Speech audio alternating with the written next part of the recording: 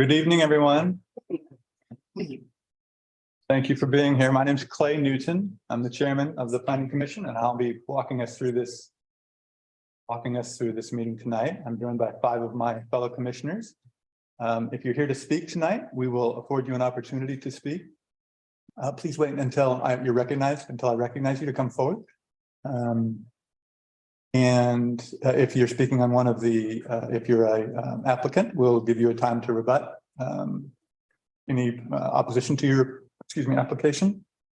We'll close the record for some of these. Some of these are already closed, and then we will debate the issue between us. This commission is a group of people who are volunteers. We are appointed by the city council, but we are people who are passionate about the issues of the city and want to make sure that the laws are enforced as well as we can see. We will ask if anyone has a bias at some point, whether they have made any ex parte contact, spoken with people inappropriately about an issue. And after we've gone through that issue, after we've gone through that sort of vetting, and we'll begin the process on each one of these. With that said, I'll call this meeting to order. May I have a motion to, actually, no, we're not going to approve the agenda as written. We have a request to change the format under SR 2301. That is the first item we were going to consider tonight. Mike Morgan, on behalf of the applicant, has asked to be moved into the second item tonight. Am I right, Robert? Correct. Okay. So we would move that item down. We would move items 2 and 3 up, meaning that our first item would be the administrative appeal, AA 2301. Second would be SR 2301, Mike Morgan's request. And third would be the CU 2301, shoreline stabilization. Everybody okay with that? Good. All right, we'll call that a quorum. So may I have a motion to approve that agenda? I'll move to approve the agenda. Seconded. Any discussion? Okay, Emily, will you please call the roll? Commissioner Matusik, Yes. Commissioner Bates. Okay. I'm muted. I can come back to him. Commissioner Matusik, Let's come back to her. Yeah. Commissioner Bates, Yes. Commissioner Farrell, Yes. Commissioner Moritz, Yes. Commissioner Sinclair, Yes. Chair Newton. Yes. Did I hear you, Commissioner Matusik? Yes. Thank you. Okay, then we have an approved agenda. Let's talk about our last meeting, January 26th. Is there any amendments to those minutes? No. With that said, then may I have a motion to approve the minutes from January 26th? So have we seen the minutes yet? I sent them out as attachment Okay. because That's the great. rights were not. Okay.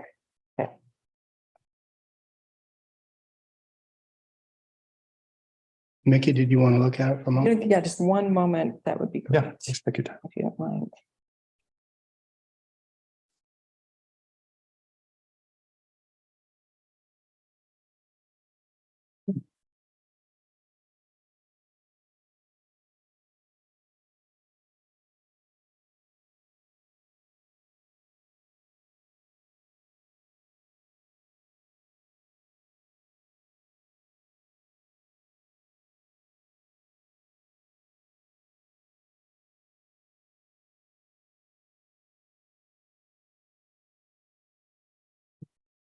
I'm fine.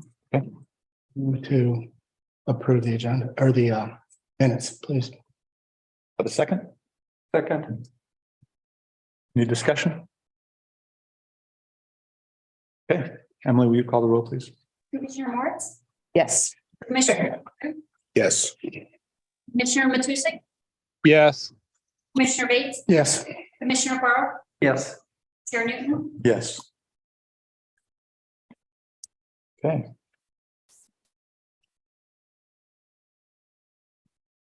We'll move then to a quasi judicial hearing for an administrative appeal, public hearing and continuation of AA 2301 Dana Cardwell for an administrative appeal of the city's approval of development permit DP 22-19. Public hearing and continuation of an administrative appeal submitted by Dana Cardwell of the city's approval of the development permit DP 22-19 for the extension of the stormwater management system in the Forest Lawn right of way adjacent to tax lot 4100 map 51033 DA, a residential medium density R2 zone property. The request will be reviewed pursuant to Cannon Beach Municipal Code, section 17.88.180, review consisting of additional evidence or de novo review and applicable sections of the zoning ordinance. Does anyone object to the jurisdiction of the planning commission to hear this matter at this time? Does any commission member believe he or she has a conflict of interest or personal bias? Has any commission member had any ex parte contacts or made a site visit? Site visit. Site visit. Okay, site visit. Site visit. Robert, just want to, do you want to go through the staff report again or just updates, or how do you want to handle that? I was going to go through an update. We have a staff report, which was, excuse me, an addendum that was written for noon, February 16th, 2023. That includes two exhibits that are shown on here. They are both exhibit C7 and C8. They're both wetland functional assessments that were requested at the previous January meeting. And I'm also going to be introducing another item here, which has been included in the packet. That is a code enforcement notice that was sent out March 10th of this year. That will be introduced as an exhibit C9, and that relates to a complaint that we have that the city has received and has been working to address with the property owner and their contractor on that property. And so I was just going to go through the supplemental staff report, which addresses the two new things, and then move into briefly introducing the code enforcement issue. Great, thank you. Go ahead. So the summary and background, the appellant Dana Cardwell is appealing the administrative decision to approve a stormwater development permit DP 2219 issued on December 16th, 2022. Authorizing the extension of the city's stormwater management system in the Forest Lawn right of way adjacent to tax lot number 51030DA0401. City of Cannon Beach received the notice of appeal for an administrative decision on December 29th, 2022, where it was stamped and paid and received by the city on the same date within the 14 consecutive day appeal period. The Planning Commission at the January meeting requested an investigation of the impact of extending the stormwater line north along Forest Lawn Road and whether such an extension would increase the risk of flooding in the area. City sought advice from CREST, the Columbia River Estuary Stabilization Task Force. I don't remember exactly what their acronym is. CREST wetland specialists who referred the city to two other local wetland specialists since their staff cannot handle such a request within the time frame required. Those two wetland specialists could not respond within the required time limits and forwarded two more recommendations. From those conversations, the city contracted with SCS Engineers and Schott and Associates for wetland hydrodynamic analysis. SCS Engineers, Jonathan Archibald, a professional engineer, and Shane Latimer, PhD, provided a report C7, and Kim Cartwright of Schott and Associates, exhibit C8, came to relatively the same conclusion. This conclusion being, and this is from the Cartwright report and exhibit C8, quote, based on wetland functional assessment review of available information and inquiry to DSL regarding indirect impacts to wetland A from the proposed stormwater management project, I conclude the proposed project will not affect the functions or values of wetland A. Whether the size or extent of the wetland will be affected cannot be concluded without redelineation of the wetland in years post-project. However, from a state wetland regulatory standpoint, this concern is minimal. And again, that is from Exhibit C8, which is the Schott and Associates assessment. In March, so earlier this month, the city did receive a code complaint regarding some unpermitted development on the subject property. Effectively, this unpermitted development, I don't have the map available online. I can bring that up here real quickly, though.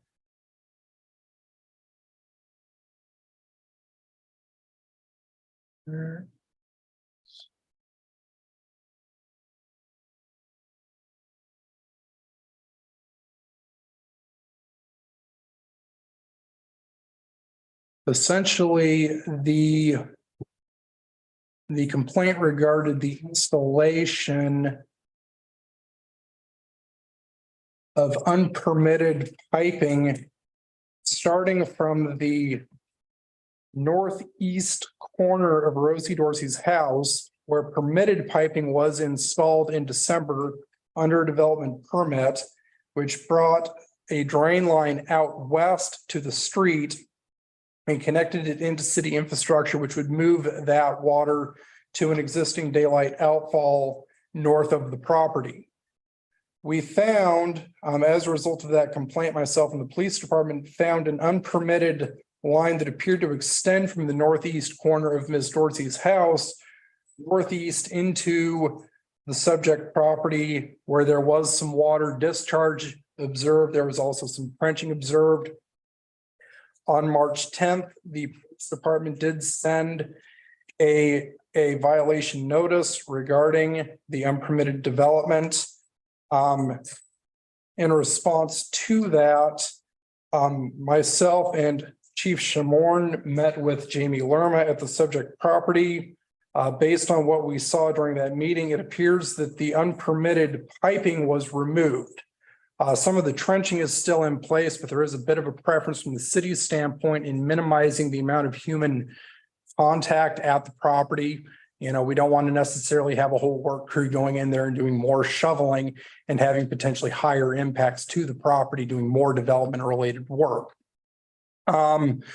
So we are still, there is some potential impact here. However, it does appear that the unpermitted connection to the storm sewer has been removed. We do have Jamie Lerma here who can also during the when this is open for public comment, he can respond and address how he responded to the violation notice. Do you know who the contractor was that made that connection? My understanding is that it was Jamie Lerma's company, so that's why he is here and he is willing to talk. That's my understanding. There was something you said at the end about unauthorized connection to the city storm system, and I think I got a little confused. What were you referring to there? That was that pipe that you brought to our attention. We believe that connects from the northeast corner of Ms. Dorsey's house, where that permitted storm line that connects her storm runoff out to the street. We believe that it connects from that corner out to the subject property. There were other, in the chief's notice, there were other violations besides trenching and piping. Correct. There was some gravel there. Mr. Lerma spoke with us about that, and I would prefer him to provide a similar explanation to what he told the chief and I when we were at the property. And there was also the damage to the vegetation in there. Was that mentioned? This did not mention vegetation. Okay. And Mr. Lerma about that. sure. And that concludes the staff report. Okay, great.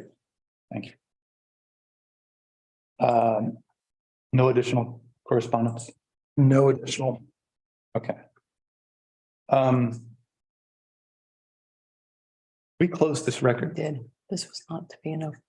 So having that letter in this packet. Curry has us, Bill, Tobiasman is with us tonight. He's the city's attorney. Bill, this may be a question for you. We have a closed record. This letter regarding some work that was done on the site.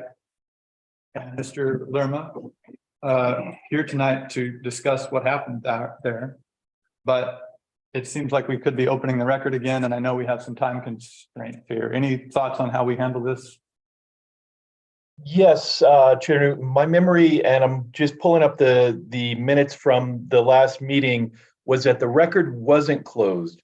We discussed having the record closed in a 777 period, and the Planning Commission decided that they did not want to do that, but to have actual oral testimony at the next meeting, which was scheduled for February. When that didn't happen, it got moved to March.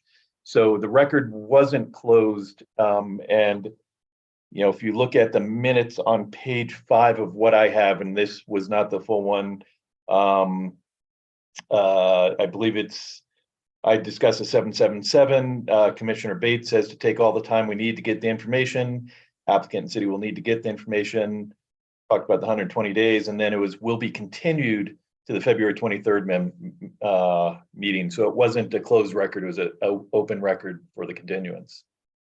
And what would be the last date of the 21 days for any new information to be submitted into the record? It wasn't 21 days. The commission did not go with the 777 period. Did not go. Okay, I'm missing you there. All right, so then we can't have an open discussion here. We can keep the record or the conversation going. Okay, great. Mr. Chairman, can I ask a question? Of course. I'm confused. I understand that an event occurred on the property along Forest Lawn, but what does that have to do with the Ms. Carville's appeal? I think that's a very good question. It's on the same property. I mean, I'm winging this here a little bit. Yeah, It's on the same property. It has to do with stormwater discharge into the line that we're discussing extending. So, And also there's a development agreement between the city and the developer to do the stormwater work on the street. But this is to benefit this piece of property that also has the violation. So we're talking about the same work is being paid for by the owner of that piece of property. Bill, can you help me on this? I mean, if we found that the violation had not been corrected adequately, we would be within our rights to withhold a decision on this application? So some cities have a provision in their code that says the city won't issue a permit if there's an outstanding violation. I was not able to find such a provision in the city's code, and I asked Robert if he's aware of it, in which case I'm not. the code enforcement process is handled differently than the application that comes before you. Certainly, you know, because it involves the same property and the same issue, stormwater, there is a possibility that what they're asking for and what happened on the property may have some impact on what they're asking for and whether it meets a criteria. But the Planning Commission's role in this situation is simply to review the application that's submitted and whether it complies with the applicable criteria. Thank you. okay. Any other questions? Well, so I don't think I have a clear understanding. Does that mean that this most recent occurrence is part of our consideration, or is it with just the Planning Commission's purview to consider the appeal? I think that rests with us. I think we can decide as a group whether we want to bring it into a purview or not. And we should probably have a discussion about that.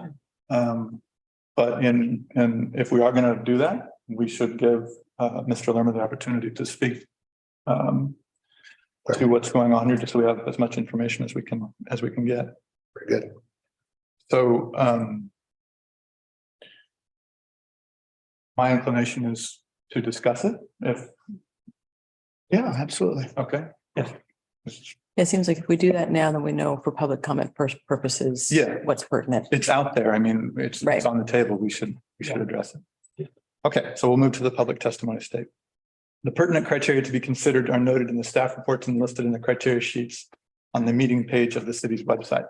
Testimony, arguments, and evidence must be directed toward those criteria or other criteria in the comprehensive plan or municipal code, which the person testifying believes apply to the decision. Failure to raise an issue accompanied by statements or evidence sufficient to afford the decision maker and parties an opportunity to respond to the issue precludes appeal based on that issue. Prior to the conclusion of the initial evidentiary hearing, any participant, we're in here, Hail. Inside right now. Hell, yeah. get a microphone. Any participant may request an opportunity to present additional testimony, arguments, or evidence regarding the application. The planning commission shall grant such requests by continuing the public hearing or leaving the record open for additional written testimony, arguments, or evidence. Persons who testify shall first receive recognition from the chair, state their full name, mailing address, and if appearing in a representative capacity, identify whom they represent. Is there a presentation by the applicant? I think that would apply here. Yeah, please come on up. Now, wouldn't the applicant be, Dana. yeah, Oh, you know what? No, you're right. Thank you. Hang on, just take a front row seat there and we'll bring it up. So by the applicant, Don't see Dana here. he's not here, okay. Any presentations by proponents? Thanks for patience. actually, I think he would be an opponent of the appeal. I'm gonna Yes. take some more coffee here. And we will get to you, I promise. Back down? No, you're Up to good. you. It's gonna be real fast. I think, well, actually, I'm not gonna speak to that because I'm already wrong. Are there presentations by proponent? Please come forward. So yes to your question, Mr. Lerman.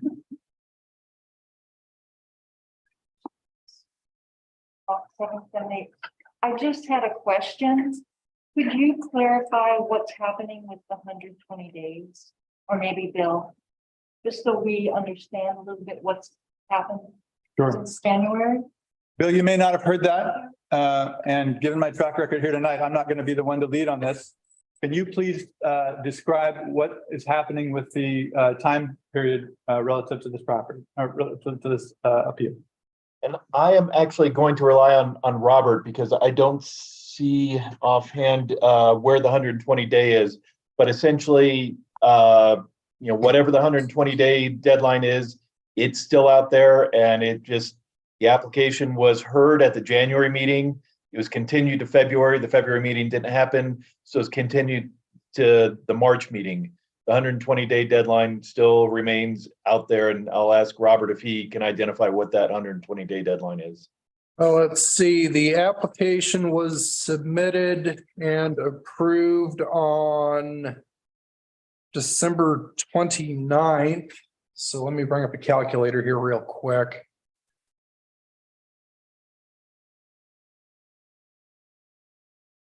Essentially the end of April, it's more or less 4 months.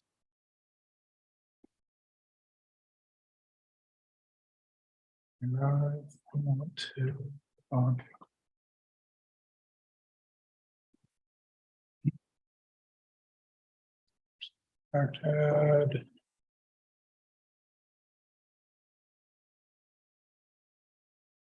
So that would be Friday, April 28th. Thank you. Is that it? Are there any other presentations by proponents? So are we at the opponents? Not yet, but real close, I think. Okay, so now, yes, we are at opponents. Are there presentations by opponents? Hi, Jamie Lerma, PO Box 825 Cannon Beach. Thank you. My company did some shovel work, one man, one shovel. We did not connect any piping to any drain system.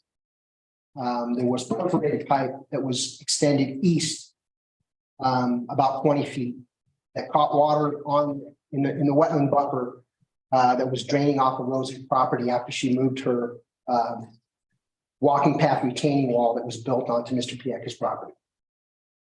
So essentially what this means is that there was along the property line, Rosie had built, or someone who owned that property built a walking path out of gravel along the side of her house, on the north side of her house. And they retained that with railroad ties that are 10 inches wide, laid side by side for 40 feet.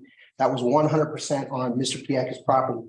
Underneath that retaining wall, so there's a 24-inch wide swath of gravel. And when she moved that, we could see water draining off her property onto Mr. Pieka's property into the wetland buffer. And we put a pipe in there that extended 20 feet to stop the water from flooding onto the property. Back onto Mr. Pieka's property. When we got the complaint, it was March 10th. We removed the pipe that day, backfilled the trench.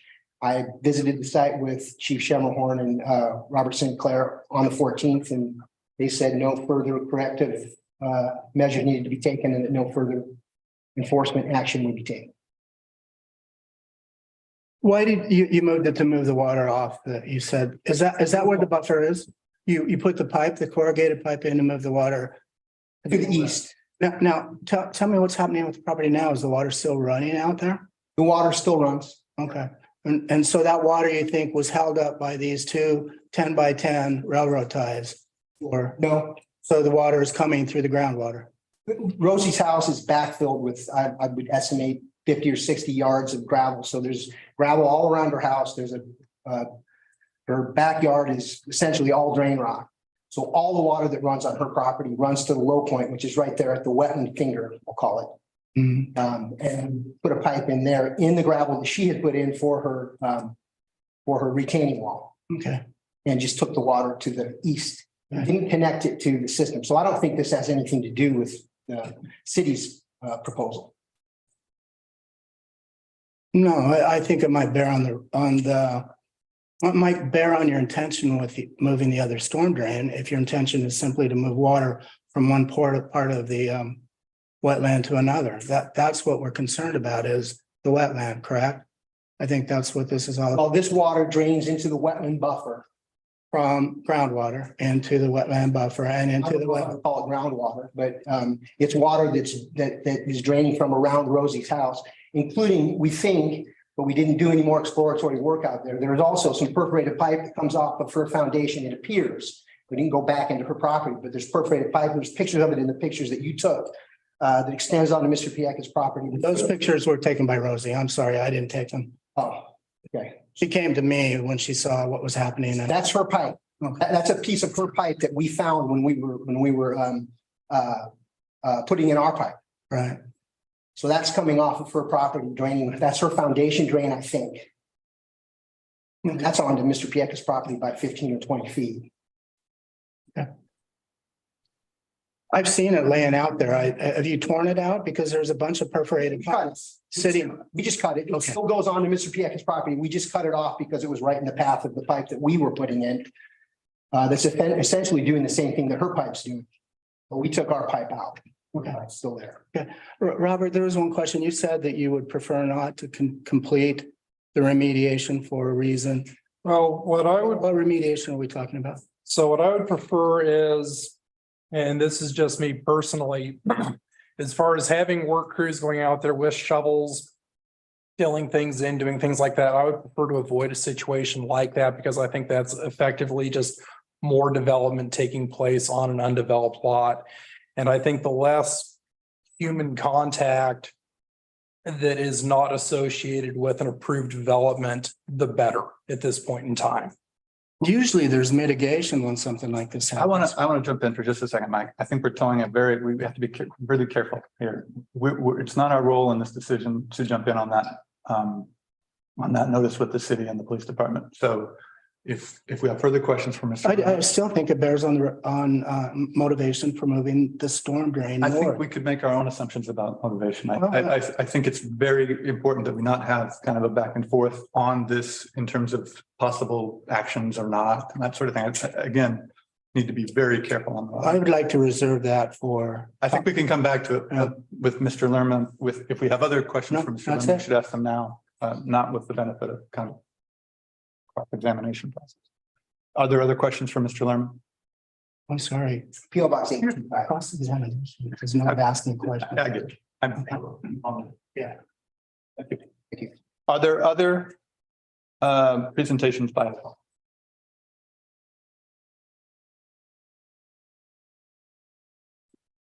Okay. Is there a staff response? I do not have a staff response, no.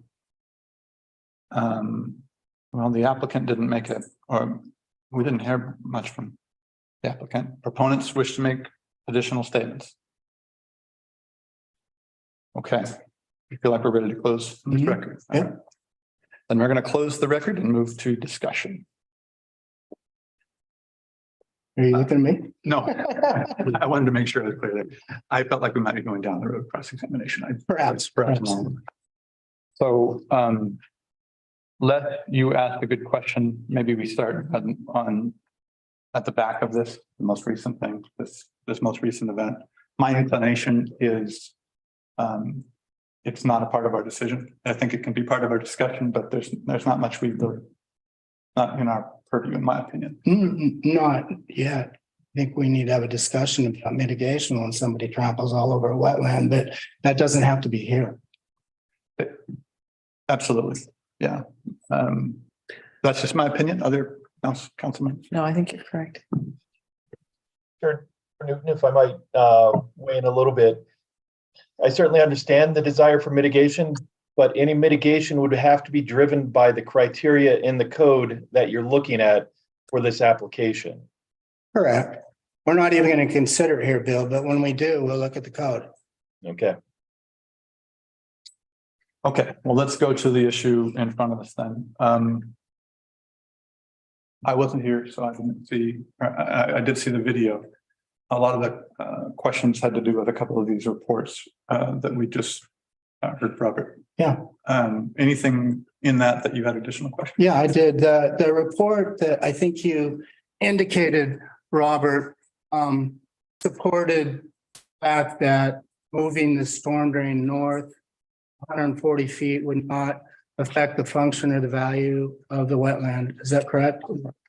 Correct. Exhibit C8, which is the Shot and Associates wetland assessment, states that without a redelineation in some years post-project, that there's no way to tell specifically without that redelineation, but they do not believe, based on information at this time, that there would be any sort of significant impact. By moving the storm, except the report itself is about moving Rosie storm drain. Well, it would be about extending. If you look at it by the terms of the report, it says this is about moving the storm drain on the property that Rosie occupies into the city storm drain at the very beginning of it. I don't see anything in there that bears on what the impact of moving the storm drain 140 feet would be, the city storm cell sewer. So this says the project is intended to service the residents to the south of the site and will reroute roof runoff from the residents into the municipal stormwater system. Currently residential discharges runoff, into the wetland, no grading or disturbance from the wetland was proposed. That is what that says. Looking at the SCS engineers, this says, the purpose of this memorandum is to discuss potential impacts and solutions of development along Forest Lawn Road. In particular, Planning Commission has requested an investigation of the impact of extending a storm sewer line north along Forest Lawn Road and whether such an extension would increase the risk of flooding in the area. And their opinion specifically stated,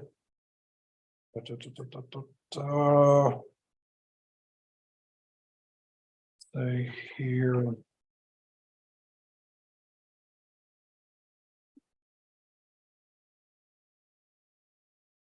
Find exactly what they say on this. Recommendation in situations such as this, we generally recommend that stormwater controls be implemented at the source properties using private in situ facilities to control and or treat stormwater runoff, regardless of whether the stormwater may eventually reach a municipal stormwater system. Such facilities are now in common use because they are cost effective, do not incur permanent public infrastructure maintenance costs, et cetera, but that doesn't say anything about impacts. I'll save you the time, Robert. It says in there that there's a possibility of flooding, but it's not, it's remote. Yeah, that was my. But let me ask you a question. We don't have a report on the impact of the wetland by moving the storm drain 140 feet north.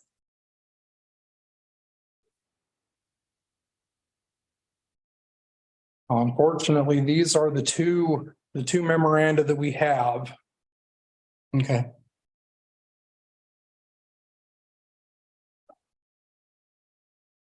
In one of those, I've looked at these so many times now. Was there a statement that it wasn't determined if that the runoff from the stormwater actually made an impact on the actual wetland? In the first staff report, one of the statements was, first, they weren't, but the city staff had not, Robert, you can correct me here if I'm wrong, I'm doing this from memory, that city staff had not observed water actually coming from the current outfall. And then there was another statement that at this point, it is not known when they move the pipe 140 feet to the north, exactly where that outfall will go and whether it will reach the wetland or not. So that's enough. That's in the staff report. That was the January report. And I would, go ahead. Bill. I would say the SHOT report specifically states that that they do not find surface water indicators indicating surface water is not present within the wetland during typical seasonal precipitation conditions. And that's on page 2 of the SHOT report. And the SHOT report is which one? The first or the second? The second we discussed.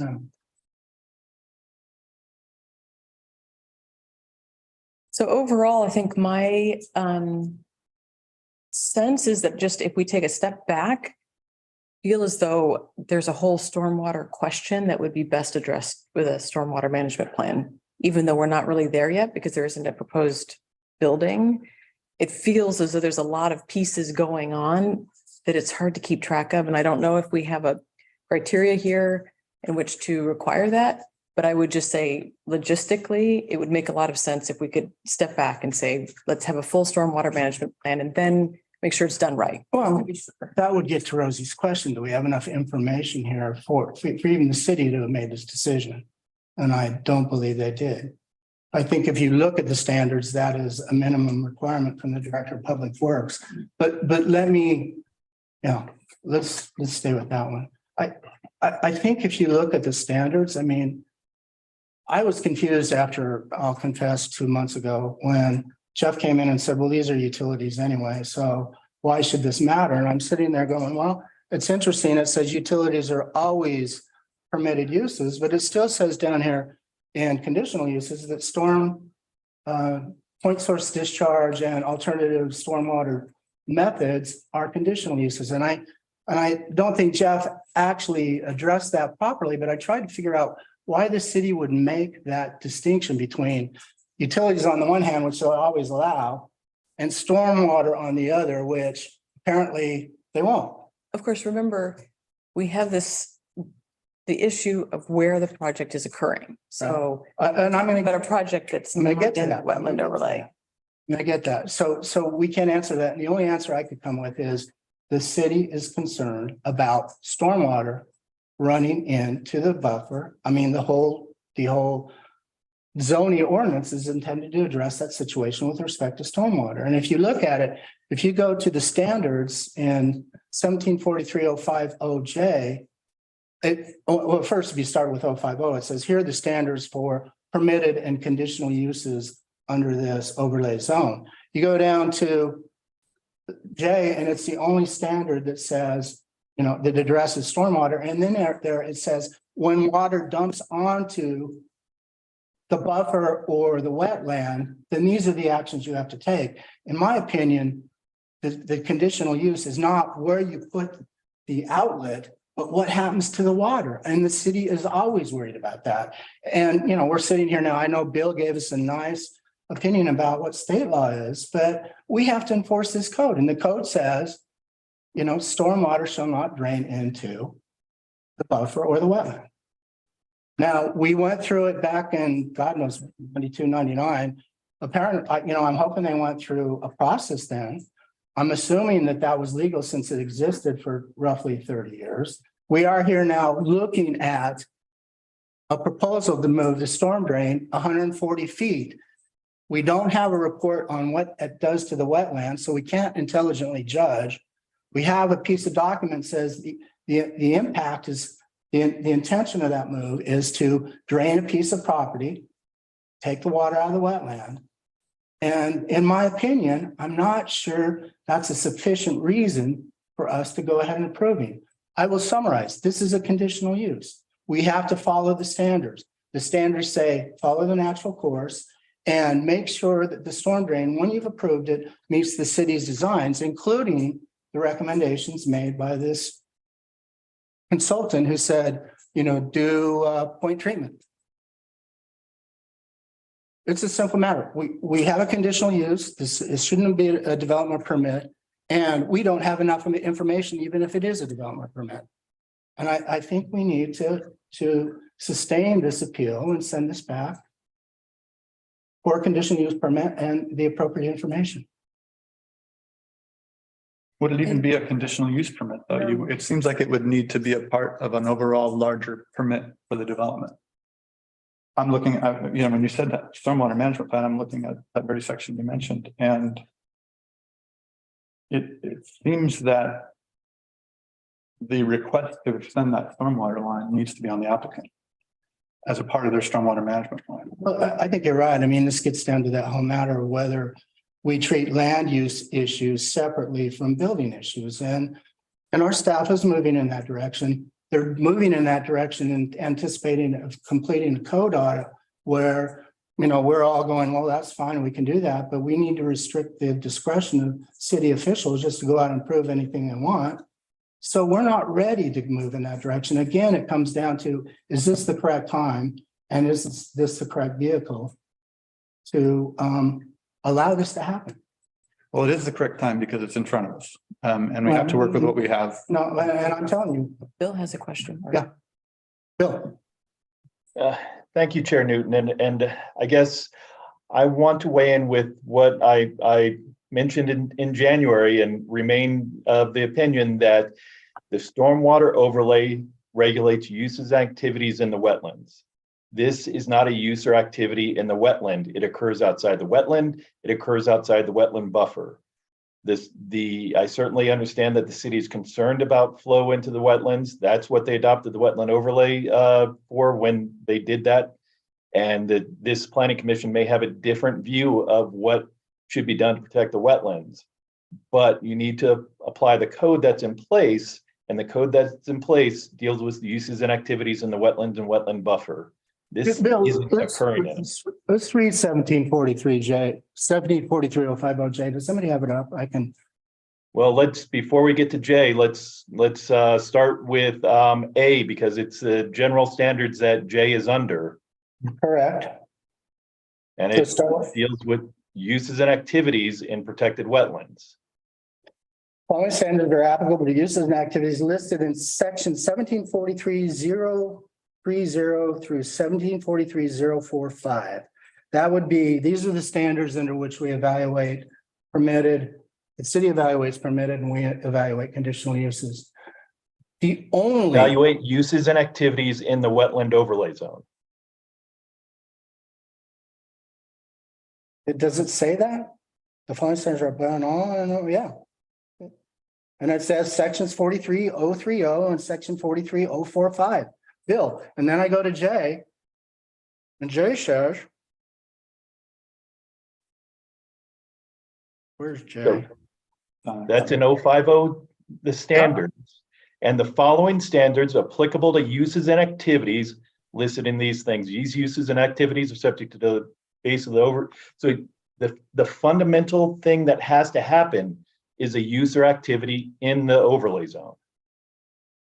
It is in the overlay zone. It's brought in as part of a wetland lot of record. And then it goes on to say stormwater management of stormwater flowing into protected wetlands or wetland buffers is subject to the following standards. That to me says the conditional use expressed in 40 and 45 are intended to address the water, not the source of the water. And we, you know, it's the code we have to apply. Bill, you've told us that. Yes, it is a code that you have to apply, and it again points you to the introductory provisions of 050, the standards, which J is a subsection of. And the following standards are applicable to the uses and activities in the wetland overlay zone. I don't think we're going to come to agreement on this. You disagree with the way I'm advising you that the standards work. That's your prerogative, and if that's the way the commission wants to go, that's what they can do. I'm telling you my understanding of what the code says. Bill, for me, I understand what you're saying. I think it's slightly muddied by the development agreement. There's a development agreement that starts with developer is seeking to develop the property in unaddressed tax lot 4100. It's Yes. very clear these two projects are related. So I don't think you can segregate them as one. To me, it's like, okay, well, then we have to apply the stormwater subsection J. Under ORS 227178, the applicant gets to decide whether they consolidate different pieces of an application or take them piecemeal. State statute requires the applicant to be able to make that choice.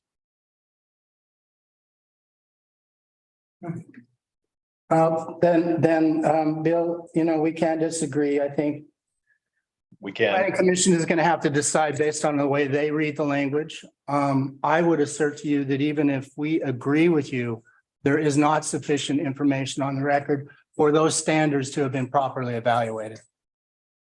So, in my opinion, again, the appeal should be sustained and we should send this back. And I understand where you're coming from. What I would say is that those standards don't even come into play if there is no use or activity in the wetland or overlay zone.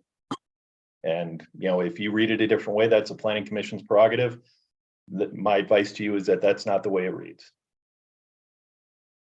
What about wetland function and our lack of understanding of how the wetland functions with a change like this? There are any number of activities that occur outside of the wetland overlay zone that have impacts to the wetland. You know, any impervious surface has some impact. The greater amount of impervious surface, the greater impact. And our code was written at a time when that really wasn't a concern or wasn't as much of a concern. And so we don't regulate everything that has an impact on the wetlands. Bill, that's not true. If you look at J4, it says uses such as large parking lots that could potentially contaminate runoff must include measures to treat runoff before discharging it into a protected wetland or wetland buffer. That is outside the wetland overlay zone, and it is a situation where the city has undertaken to regulate the activity. As I said, we can have a disagreement on what the code regulates. I'm telling you my understanding of what the code says. Well, at this point, we're reading based upon no court law, no precedent, and you and I are disagreeing. That's correct. It's not very helpful, but you know, in my opinion, I have an obligation to uphold the code. I have an obligation to provide you my best advice. You have an obligation to uphold the code. Thank you. Well, and I guess if we're going to talk obligations, I'm hoping for all of us to have an obligation to look at this as holistically as we can. We have certain sections that we might disagree on and not, the code may be ambiguous or maybe we just are, but I think it's important for us to talk about it as completely as we can, whether it's segregating the project at the developer's discretion or, a subsection of our code or just, what is a wetland? And why did we designate this site a wetland in the first place? Or a large portion of this site a wetland in the first place, and we could look at that, talk about that. Does anybody, a few of us have been pretty vocal here. Anyone else want to? I will go on record as saying that I believe that the planning commission's focus should be on the extension of the line, the 140 foot, and whether we believe that the additional information that the city has provided gives us that sense of confidence that it is not in fact going to drain the wetlands or have some adverse effect. I don't know why a point 140 feet north is any better than where they're putting it in now? But that isn't a question that's being asked of me. Right? That's a fair question, though. Well, it is a fair question, but it's not a question being asked of me or of the planning commission. To me, they're just pushing it down the road a little further and it'll probably come back and bite us again.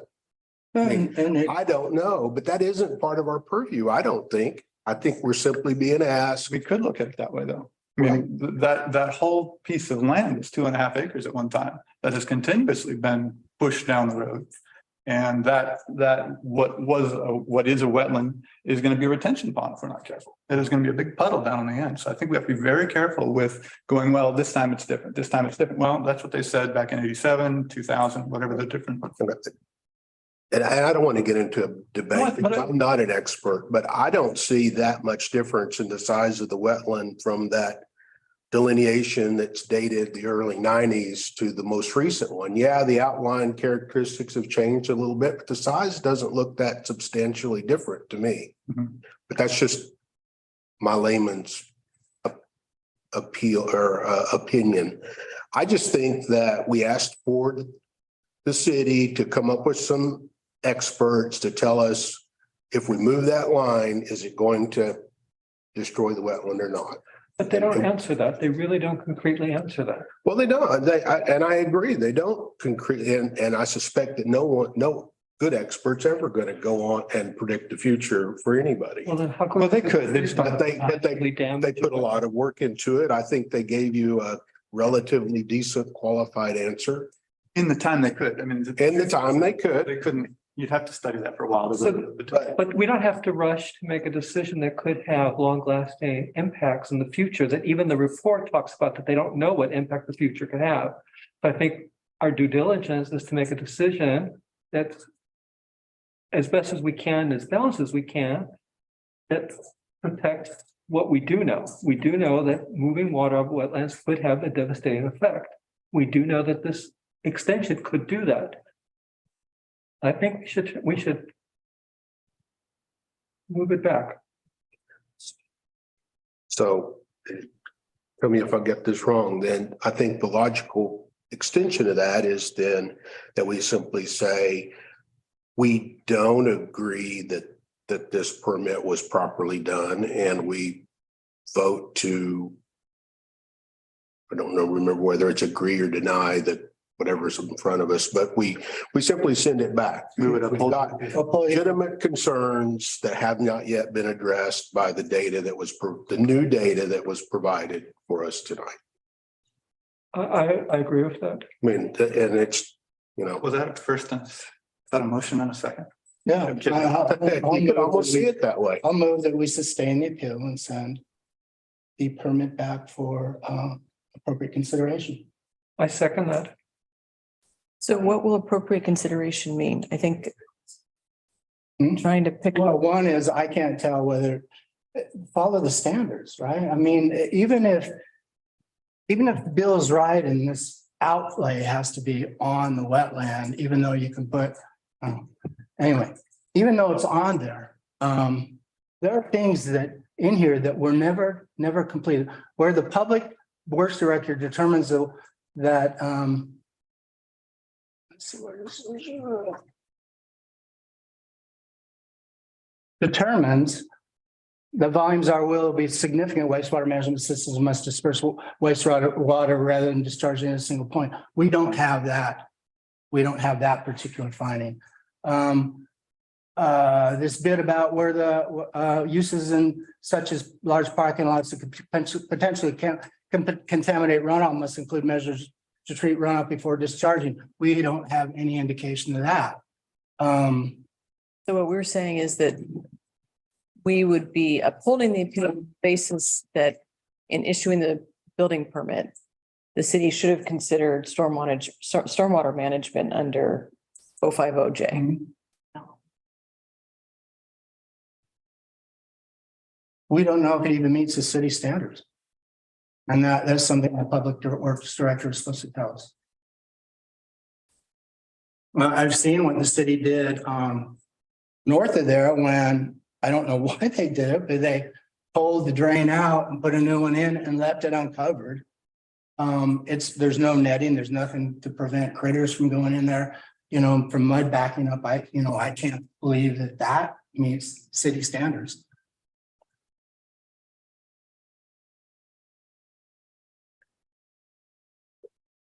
So we have a motion. We have a motion and we have a second. Any further discussion? How is the motion to be worded? Please. Sustain the appeal, Uphold the appeal. uphold appeal. Send it back. If the city terms of development permit is required, provide the required information with the permit so that the public can see that the process was followed. That would be some sort of a study to show the impact on the wetland. Did that cover you? Yes. Okay. And who was the second? I was the Dorian, second. Okay. Is there further discussion? Emily, will you please call the roll? Commissioner Sinclair,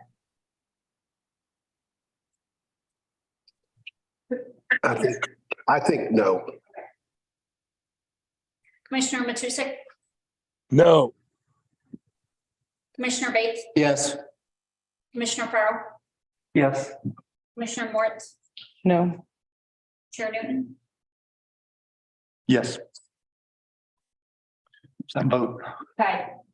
so Talk it more out. discussion. More discussion. Thank you. What's your? I am still very concerned about how we're reading the requirements within an overlay zone versus outside the overlay zone. I really desperately would like to see a stormwater management plan. I'm with you like 100%. As I said at the very beginning, that's what I feel like is needed. When I read this code, I do feel as though, as Bill said, section is supposed to apply to uses within the overlay zone. This just isn't in the overlay zone as much as we want to see it there. It's not in at all. And I agreed with you, Clay, that as a development agreement, that seemed to pull it within. But based on Bill's statement that it can be separated at the applicant's decision, I don't see how we can pull it in. But that is what seemed to me to link the two projects and mean that it should be considered the project of the wetland overlay zone. Wait, so it's right here in 1743-25. A lot of record. We nobody's doubting that this is a lot of record, I hope. Is subject to the provisions of this overlay zone if all or a portion of the lot is in the overlay zone. Yes. The problem is that this project is not in the overlay zone because it's not in the lot of record. So if, It is on the lot of record. It's just simply in the right of way. It is part of the lot of record. no, it's the city's property. I mean, if you look at the boundary, it's not inside the boundary of that property. And, as the staff report said, if this project had been moved 10 feet to the east, it would have been in the project. And then I think there would have been a much stronger argument for it being in the wetland overlay zone. So unless the development agreement pulls this project within the purview of what's happening on the wetland lot of record, honestly I just don't see how we can read it as being a project in the wetland lot of record. Notwithstanding the fact that it's dumping water into the. Hey, you know me and you know how I do know you. about wetlands. But how do you read that provision? The only way to Read that is- provision as saying if the project is occurring, the parking lot is occurring in a wetland lot of record. And the parking lot is dumping water, it has to have a stormwater management plan. If the house that is on the wetland lot of record is dumping water onto the wetland that's on that wetland lot of record, it has to have a stormwater management plan. I would love to read it differently, and I hope that this code is revised to read differently in the future. But if I read it the way it is, I don't see how we get there legally. You could hold your comments, please. And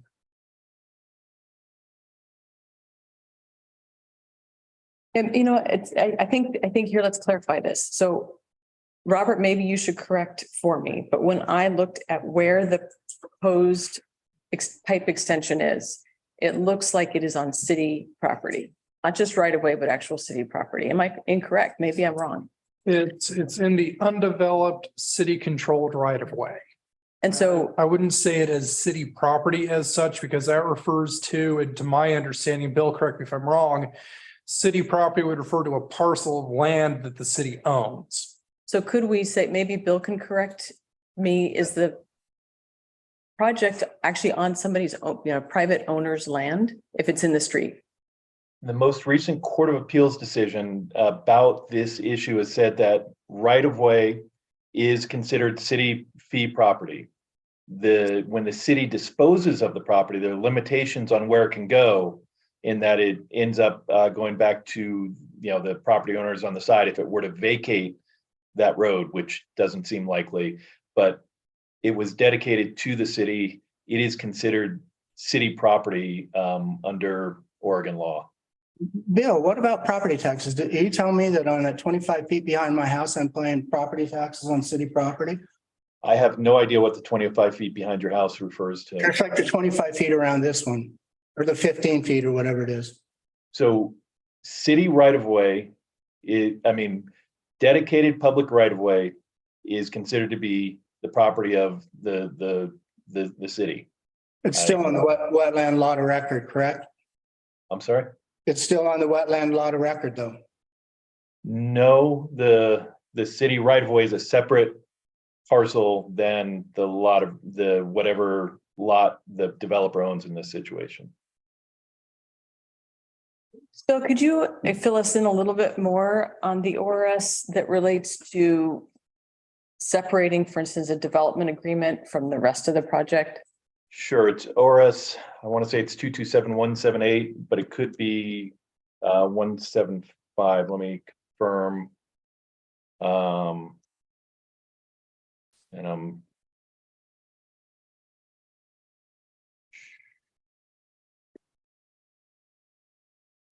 So it is 175, 227-175.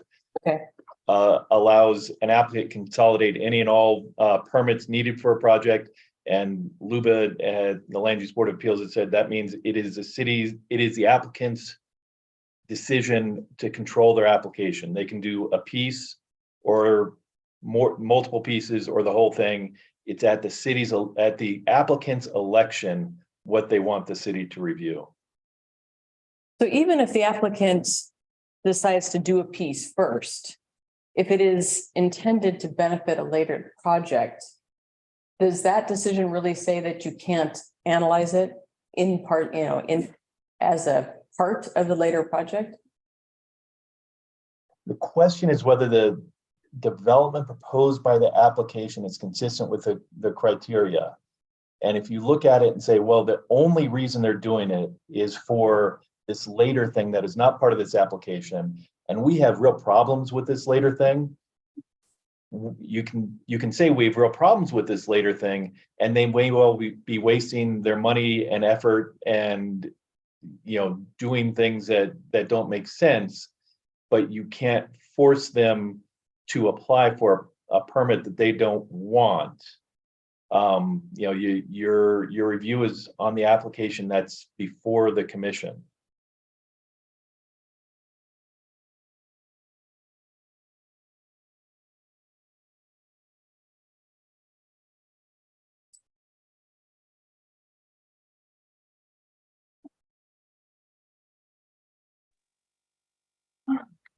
Perhaps I could share my spin on it. I'm not sure if we're at a point with that discussion for the moment. I'm concerned that we've had expert testimony in the form of these two different companies whose credentials appear to me to be relatively good. They're not here to speak to us. As far as I know, they're not available to speak to. And we're not taking any of it because we don't like it. No, because it didn't answer the question. Well, okay, so, and again, so I don't think unless we could get one of them to speak to us, which would be something I might say would be a helpful thing. I don't know that any expert's going to be as sure to predict the future as what maybe some of us would like. I just don't believe, but just let me finish. But we've got this data and we've rejected it without any competing data. I don't know. I haven't rejected it. It was fine for what it purported to do. Well, okay, so It purported to deal with the storm drain running off of Rosie Dorsey's house. How is Okay. that relevant to this other well, one? Mike, because here I'm looking at the second page of the SCS engineering report, and he says SCS has been asked to address a particular issue of potential flooding associated with routing stormwater to the north along Forest Lawn Road via an approximate 140-foot underground pipe to a yet to be determined point that would discharge indirectly to the wetland east of Forest Lawn Road. I mean, they clearly understood that we were talking about moving it. I mean, I haven't looked word for word through the other one, but I believe they also understood That's the other- enough about it. The other one was limited to Dorsey's house. Okay, I haven't even looked at that one, but I'm dealing with this report, and I think we've got fairly good data here that says that the runoff is not going to materially affect the life, health, and function of that wetland. It's the runoff that's running out of Rosie Dorsey's house, not the runoff that's going down the road. It's the runoff that's coming off at Rosie Dorsey's house. For this, Trickling, the first one, I think they may have understood better, but they were talking about Second. flooding. They were talking about flooding. because we asked them. Well, the second, Yeah, but they didn't talk about, there's the one person who was gonna talk about, was it due to the wetland, decided to restrict his analysis to a very small. I agree, the wetland one seems to be misdirected, but the SEC or SCS seems to have understood the project that was under consideration. I think, Obviously, they do mention that it would have been helpful to add some stormwater controls Yes, implemented. yeah, I completely agree with I you. agree, that would be nice. well, let's look at what the restrictions are, just on stormwater generally says the same damn thing, so let's send them back and have them do it right. If you want to look at stormwater process or stormwater requirements outside of. Yeah. Then let's look at that, Let's do because that. Well, it's in chapter 13. what is it, 13 what? 18 section. If I remember, while you're looking that up, if I remember correctly, the second report, really their recommendation was to pipe the water around the wetland. Not stop 140 feet and dump it on the ground again, but actually their words were specifically to take it around the wetland. Not to put it into the wetland is the way I interpreted that. I don't even know if that's a possibility. I didn't get that impression myself. But I think at this point, we know that second report was not really effectively about the question that we had. Les, I think for me, I'm not per se against. What we have is some real questions about the integrity of the wetland. What I have are some real questions about the integrity of the wetland. And what a move like this does. A move like, A move allowing this extension to be put in place does to the wetland. Okay. Commonsensically, it seems that in order for the wetland values to really, I haven't read everything, but I've read enough to know that wetlands act as a filtration system. And as the water moves through the wetland, it is filtered in natural processes. If we run it around the wetland, put it effectively into a pool on the other end or close to it, it doesn't have the same function. Yes, there's the same, let's call it the same amount of water at the end of the day, or a similar amount of water. But are we really compromising the wetland function? I think the reality is yes, I think, you are. I The think. question is, how do we Changing it, I don't know that get there? I'm willing to say we're compromising it.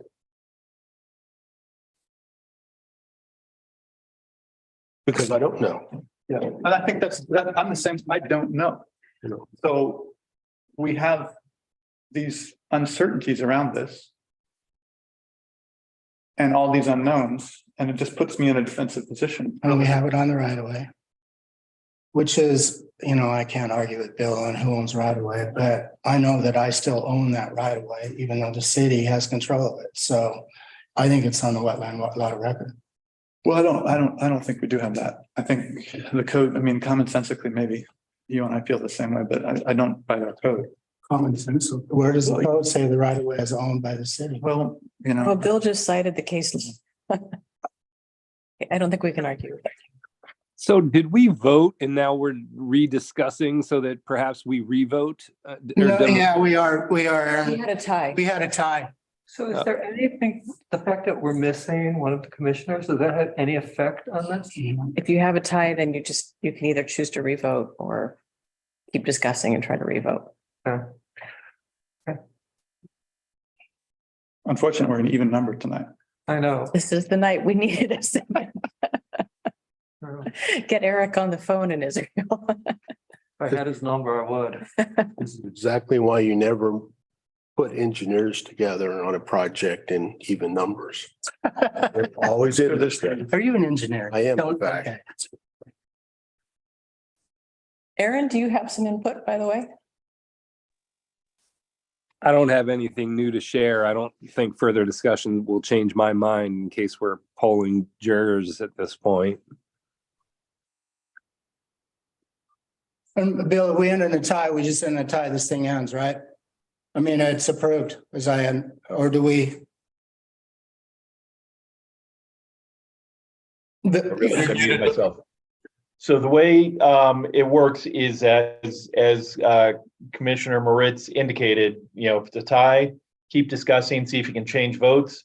If not, you could continue it to the next meeting with the hopes that you'll have 7 people there and the 7th person can you know, make a decision.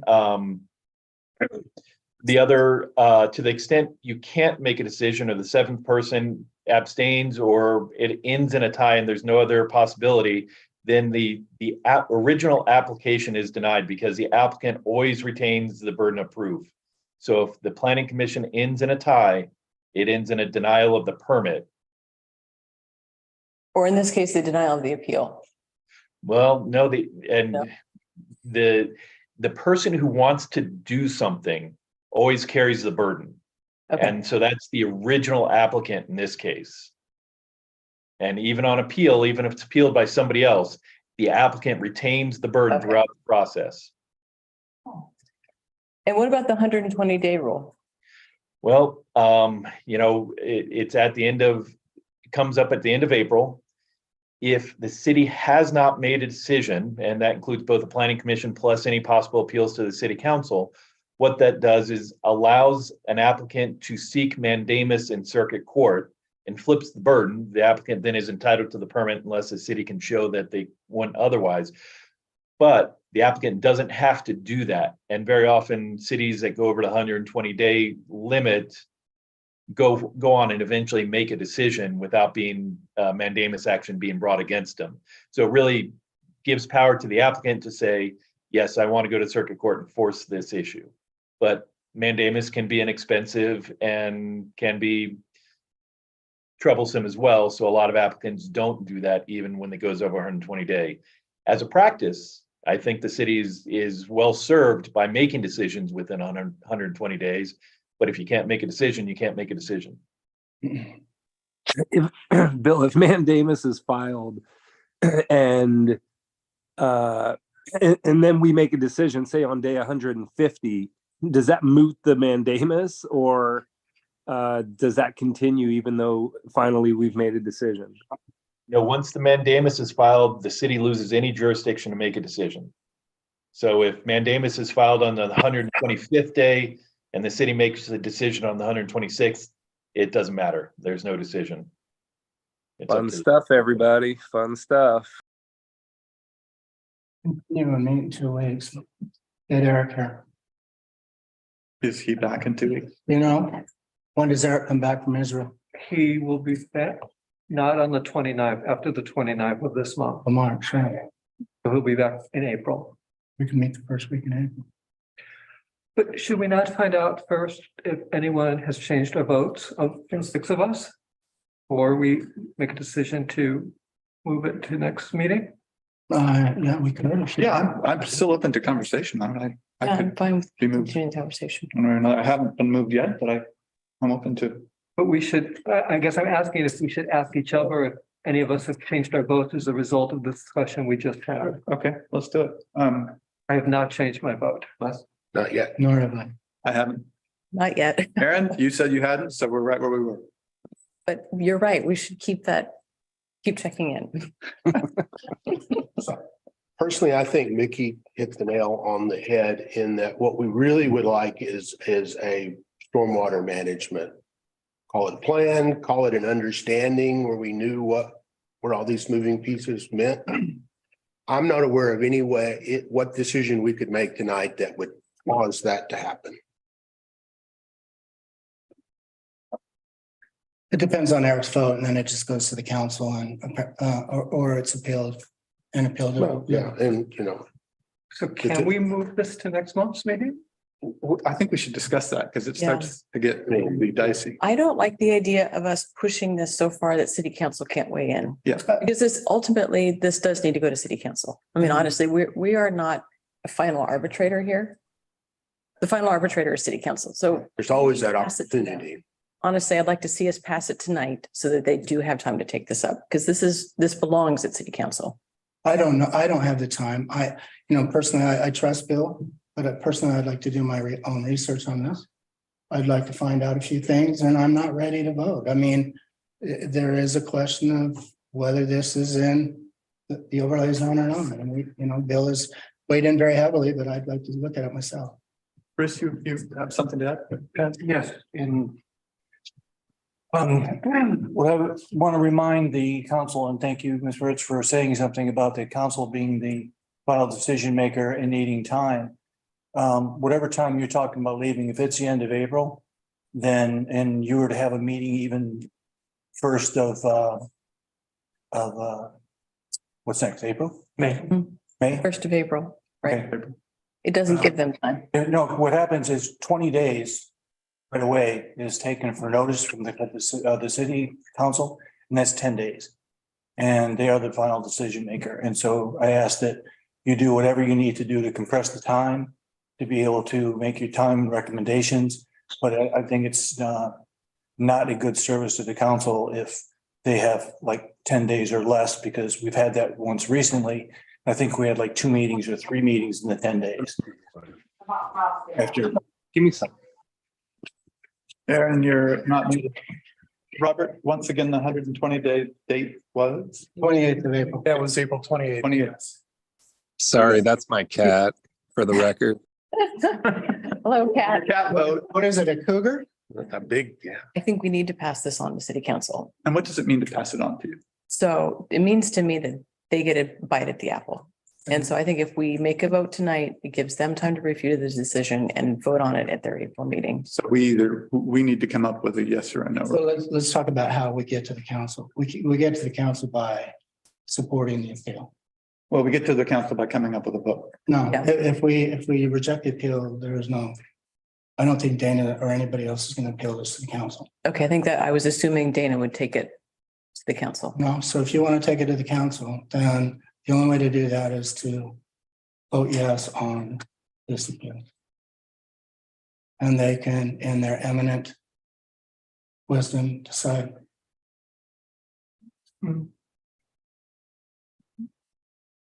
Is that moving, compelling? It is somewhat compelling. I really do think that this belongs with city council. I think this is a deep enough issue that they need to interpret the code. Okay. But I'm not sure I changed my vote. Well, that's one way to make sure they get Yeah, a chance.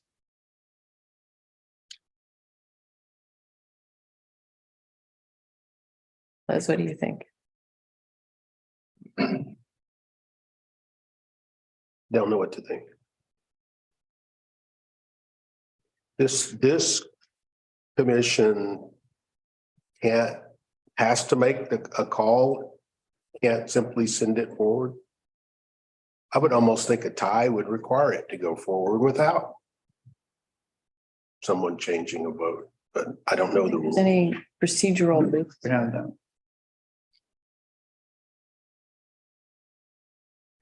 So if the planning commission were to find that it was hopelessly deadlocked and could not come to a decision, the result would be a denial by a evenly denied planning commission, denial of the original application. I Which- guess it's effectively upholding the appeal.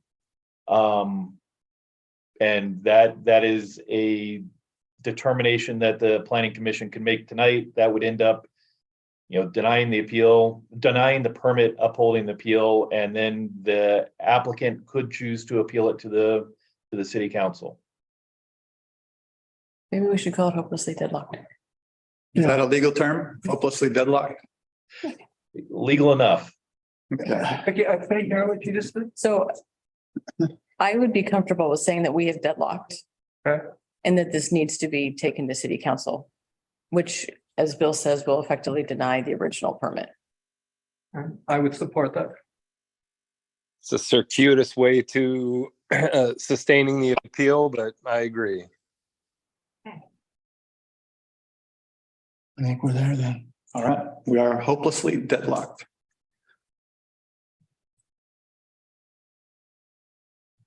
Does that require? Give it- And the one vote. I guess we should. Do we vote on whether we're hopelessly deadlocked? Bill, do we have to vote on that? Well, I would suggest a motion that the commission finds itself hopelessly deadlocked, resulting in the denial of the original permit. I move that we declare ourselves hopelessly deadlocked, resulting in denial of the original permit. And I would second that. Any discussion?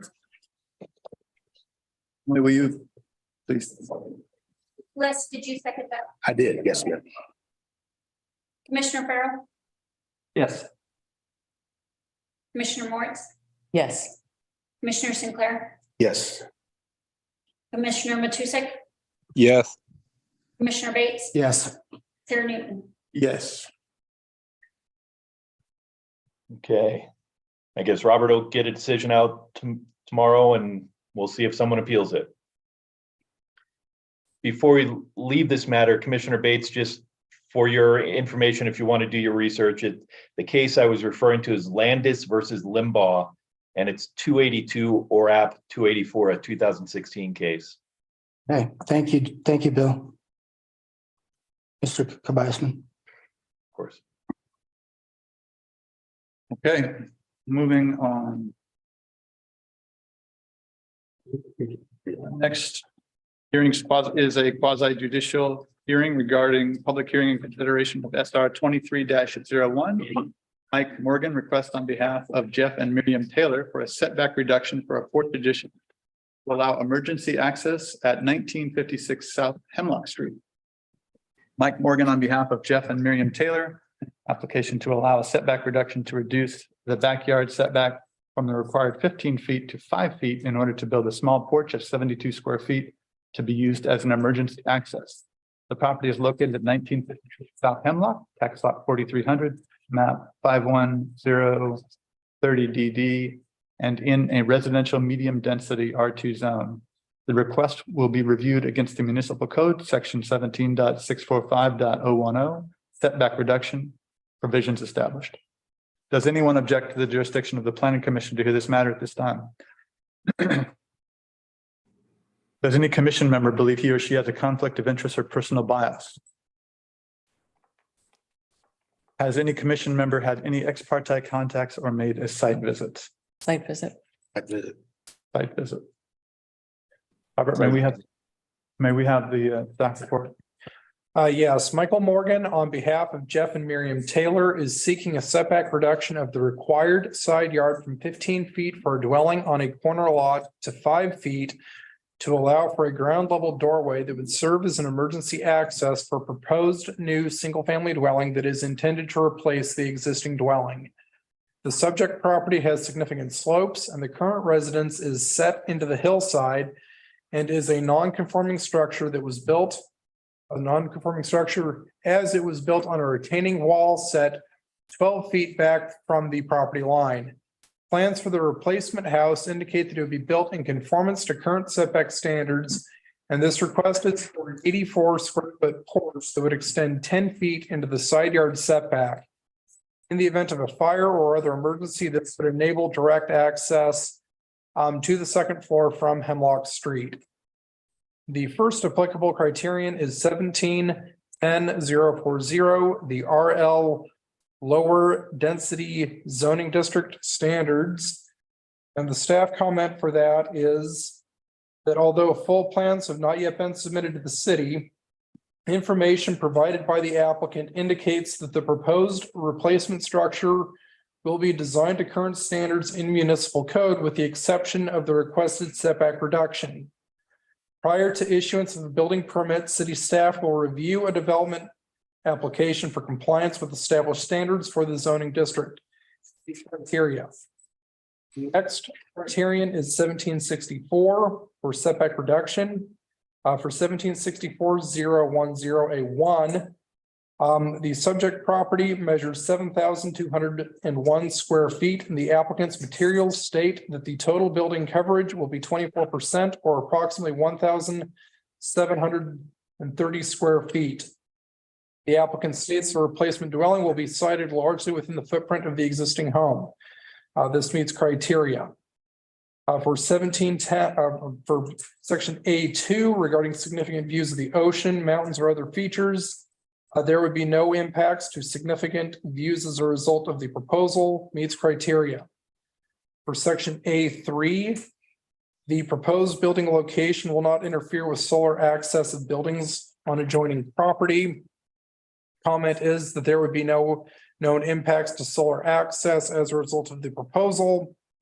For A4, which addresses reasonable privacy, drainage, light, air, noise reduction, the staff comment is that there would be no significant impacts to privacy, drainage, light, air, noise reduction, and fire safety for adjacent property owners as a result of this proposal.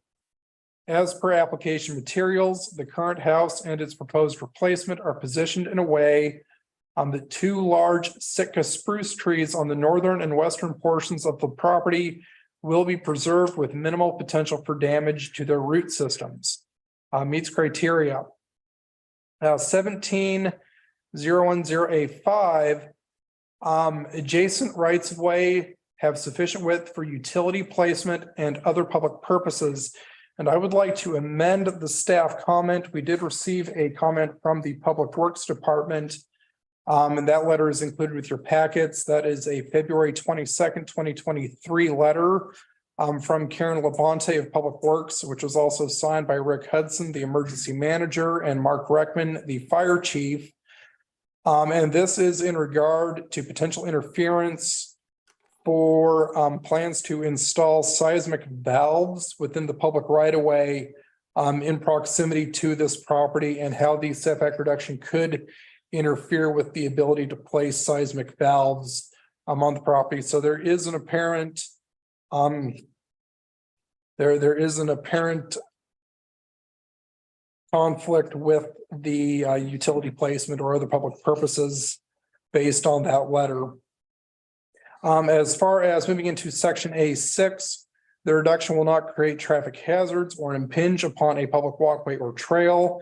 The staff comment is that there would be no traffic impacts resulting from the proposal. Condition of approval number 1 would prohibit the use of the Hemlock Street frontage for vehicle parking. Additionally, this portion of Hemlock Street is posted as a no parking area at this time. Section A7, any encroachment into the setback will not substantially reduce the amount of privacy. And the comment is that there would be no changes in the amount of privacy enjoyed by adjacent property owners as a result of the proposal. And then for section A8, the proposed building location will not interfere with the ability to provide fire protection to the building or adjacent buildings. And there would be no known interference with fire protection as a result of the proposal. And that concludes the staff report. Okay. Other than the letter from Public Works. Has there been any additional correspondence? No, there's not. Let's move to public testimony. The pertinent criteria to be considered are noted in the staff reports and listed in the criteria sheets on the meeting page of the city's website. Testimony, arguments, and evidence must be directed toward those criteria or other criteria in the comprehensive plan or municipal code, which the person testifying believes to apply to the decision. Failure to raise an issue accompanied by statements or evidence sufficient to afford the decision maker and the parties an opportunity to respond to the issue precludes appeal based on that issue. Prior to the conclusion of the initial evidentiary hearing, any participant may request an opportunity to present additional testimony, arguments, or evidence regarding the application. The Planning Commission shall grant such requests by convening a public hearing or leaving the record open for additional written testimony, arguments, or evidence.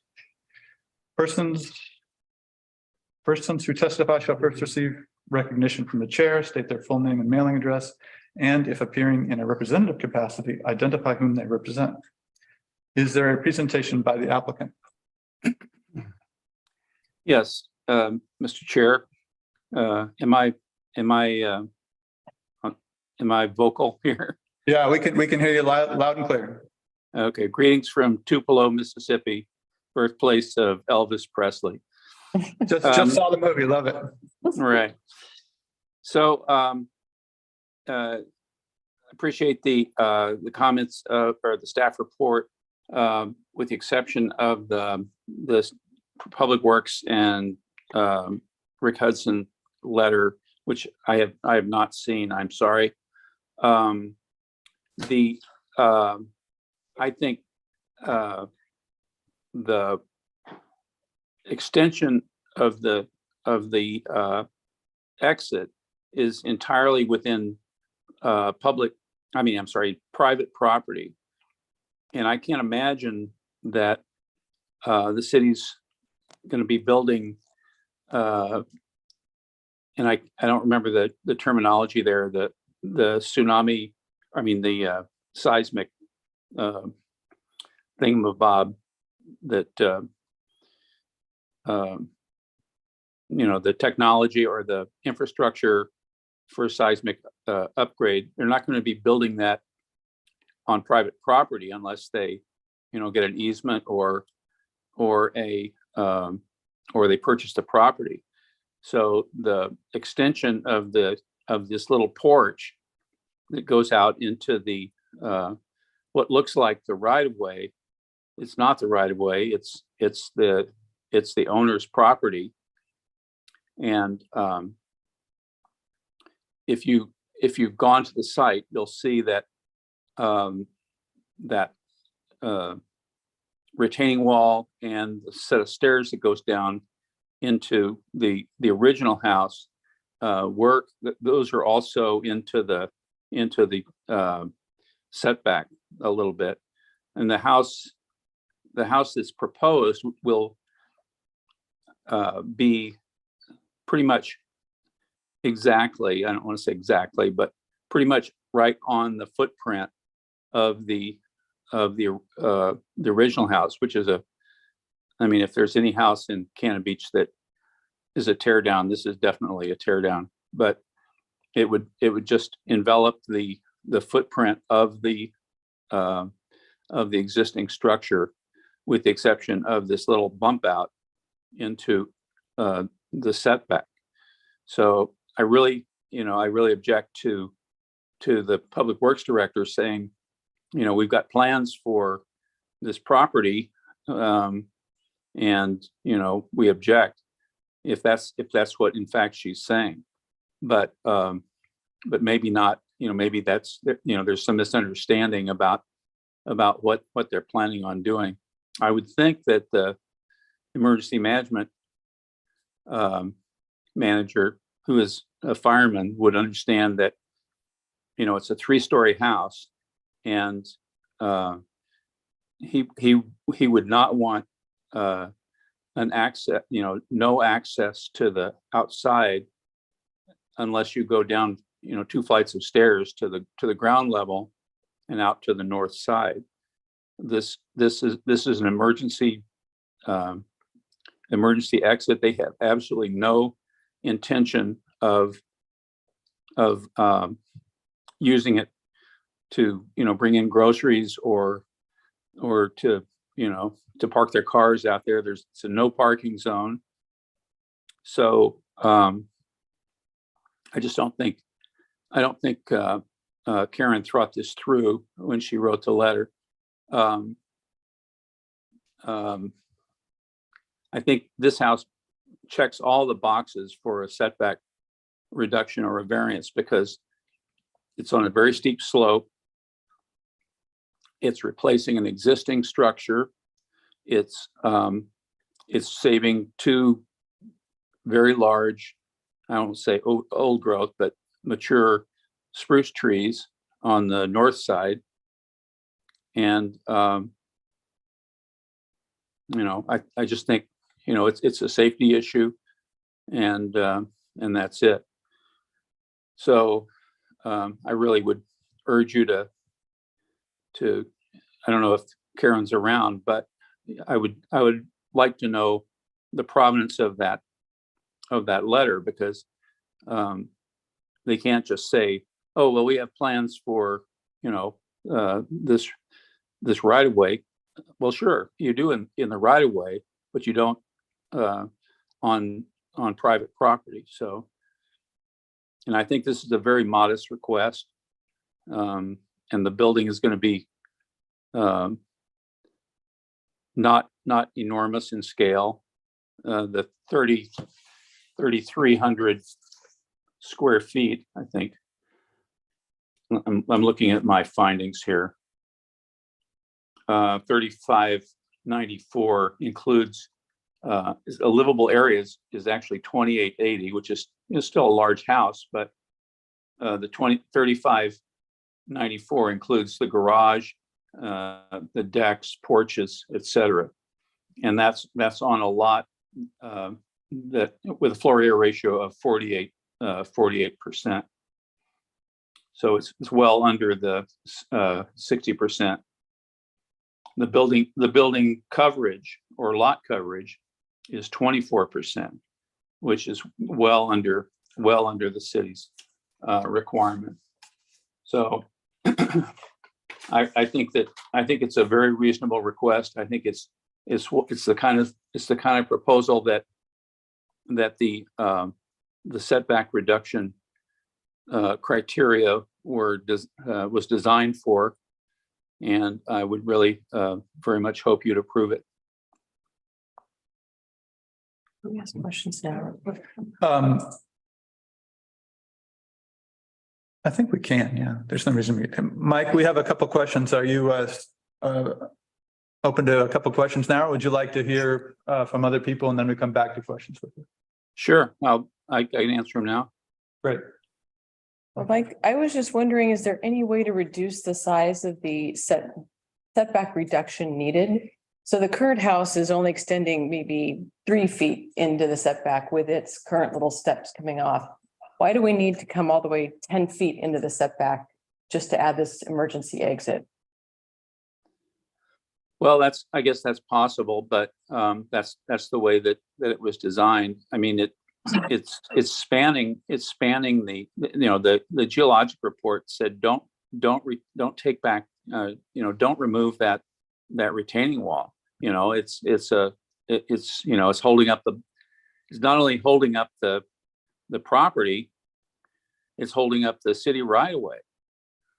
So they're just going out of I'm not sure, 12.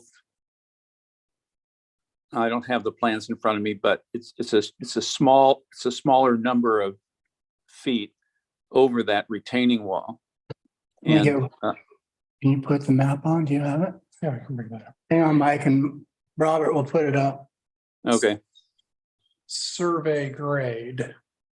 You get that turned off.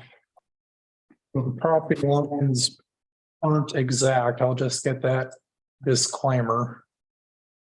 do you have Anita's drawings? The drawings is what I'd like to. Drawings, Yeah. They're in the package. Well, okay, boost that up or expand that view, if you would, Robert. Okay. So you can see that white stuff on the outside of the building. That's the retaining wall and the steps. Right. And so I can't tell you exactly.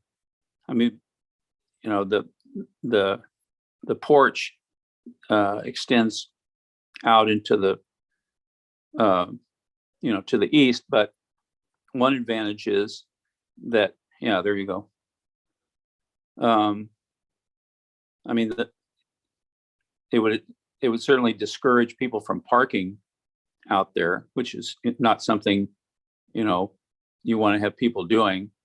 And I don't think, I mean, 84 square feet, you know, it's like the size of a, I don't know, it's the size of a shopping cart or something. It's no, at 84 square feet is 10 by 8. And actually, let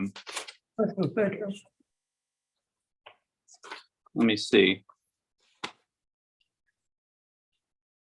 I think 84 was incorrect in the staff report. It's the porch, a portion of the new structures. I'm reading from my findings.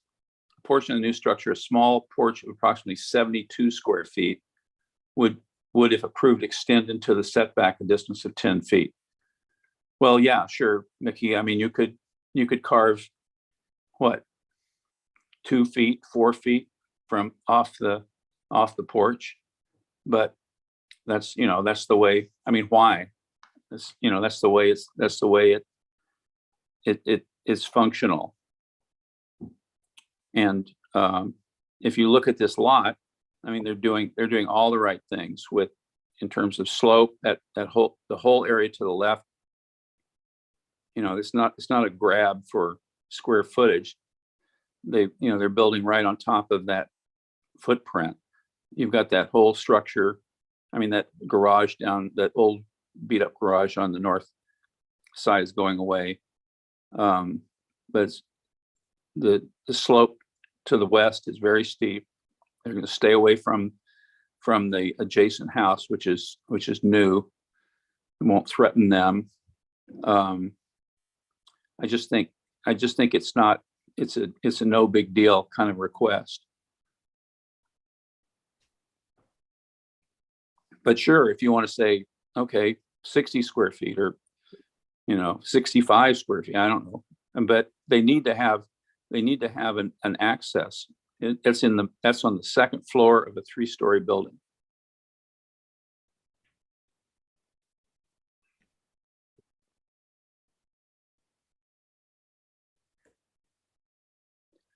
Other questions?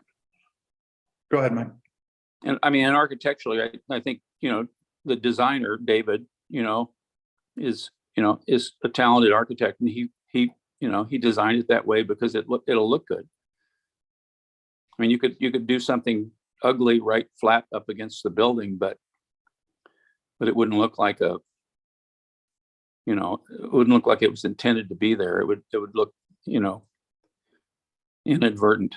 And you know, we want structures to be well designed along the main arterials. I mean, that's something I've been talking about at the code audit thing. You know, as when I was the DRB chair. I mean, let's start reviewing buildings over a certain size, whether they're single family residences or commercial buildings that front on Hemlock. Because, you know, you want to have, you know, if you want to talk about village character, you want to have, bump outs. You want to have variety in the facade. You want to have, you know, more corners than 4. So, you know, that's the sort of thing. And this, you know, this will be a very pretty building. It'll be covered with shingles, just like everybody, you know, wants, I guess. And I just think it's, you know, from a design standpoint, it makes sense. But the, you know, the Karen's letter there's lots of right of way here. Look at you can see the right of way is quite large. I mean, that's why people park over on the other side. So, if she's talking about, oops, sorry, I'm getting a call here.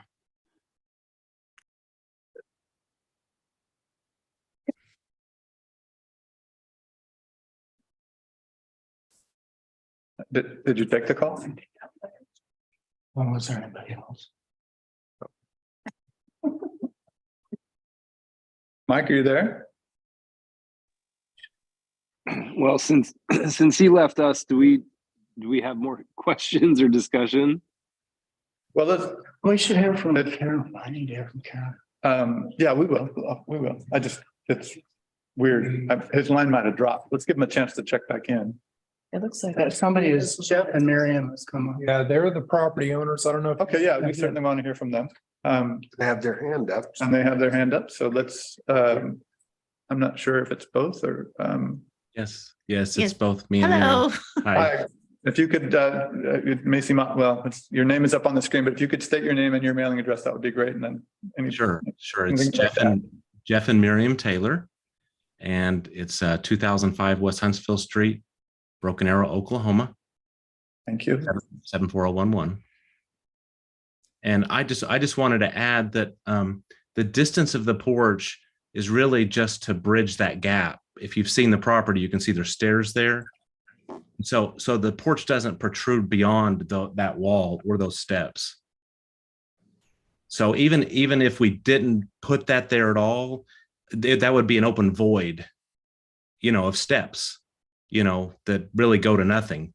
That would either have to be filled in or something would have to be done to it. And so we're just trying to bridge that gap. I don't know if that helps or not. That does help. It does help, Yeah, yeah. thank you. Yeah, it helps quite a bit. The schematic that's in the packet, the way I interpreted it, doesn't depict that. I didn't think. Yeah, it's hard to tell from the scene. I'll have Looks a like, yeah, so are you, what you're saying is that the existing stairs, the concrete stairs that go down currently, they're only 5 feet from the property line on that side? They are, that's correct, 5 feet. Yes. Okay. I've totally misunderstood. I thought they were like 12 feet from the property line and you were asking for an additional 7 feet. You're actually not. No, we're going just right to the edge of that wall. Good, that helps a lot. That does help. Thank you. Is excuse me, Jeff, is David on the call at all? David Veneta? No, he's not. Okay. Did you have anything else you wanted to add?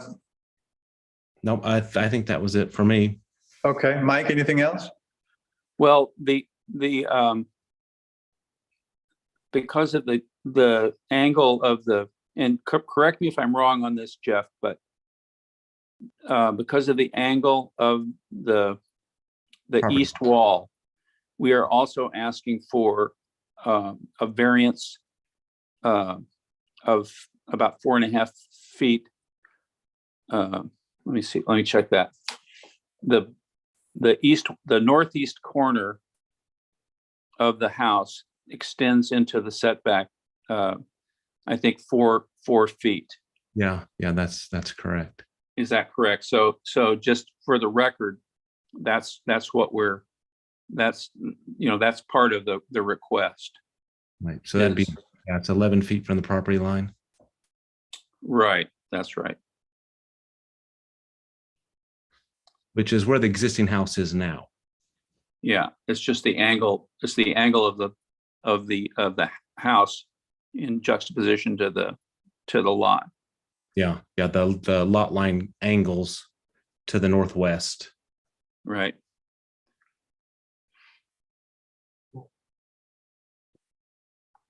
Okay. And we tried to find the corner pin of the, on the northeast corner. We found, it's pretty obvious out there in that parking area where people park or pull over. But, you know, we did a string line and we're not able to find the corner in, under the big spruce trees in there, under the vegetation. So you can't really see it, but it, you know, it's pretty obvious that, that the building itself, the facade of the building needs to be a little closer to the setback than 15 feet, specifically 4 feet. Yeah, I mean, we had thought about pushing it to the west, but we were concerned about that tree there to the west. And my wife subsequently is from Oregon, so you know, we really, you know, we want to save the trees. Good for you.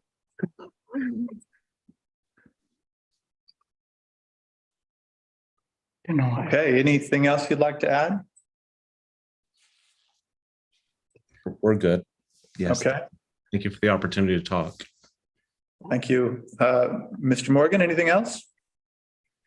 No, I'd like to know what, you know, what the Public Works Director was talking about with regard to, you know, valves, seismic valves. We'll give you a chance to respond to any presentation by opponents. Are there presentations? Is there anyone else on the applicant's team that would like to make a presentation? No? Are there presentations by proponents of this project? No hands? Are there presentations by opponents?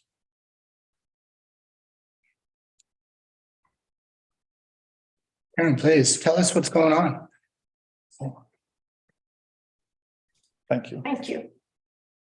I appreciate Mr. Morgan's vote of confidence in my ability to be able to assess the situation, but I assure you it wasn't just a Public Works Director decision. The city has contracted a very skilled engineering firm to handle this $15 million project for the city. We have not only seismic engineers, but we have geotechnical engineers that are on this project.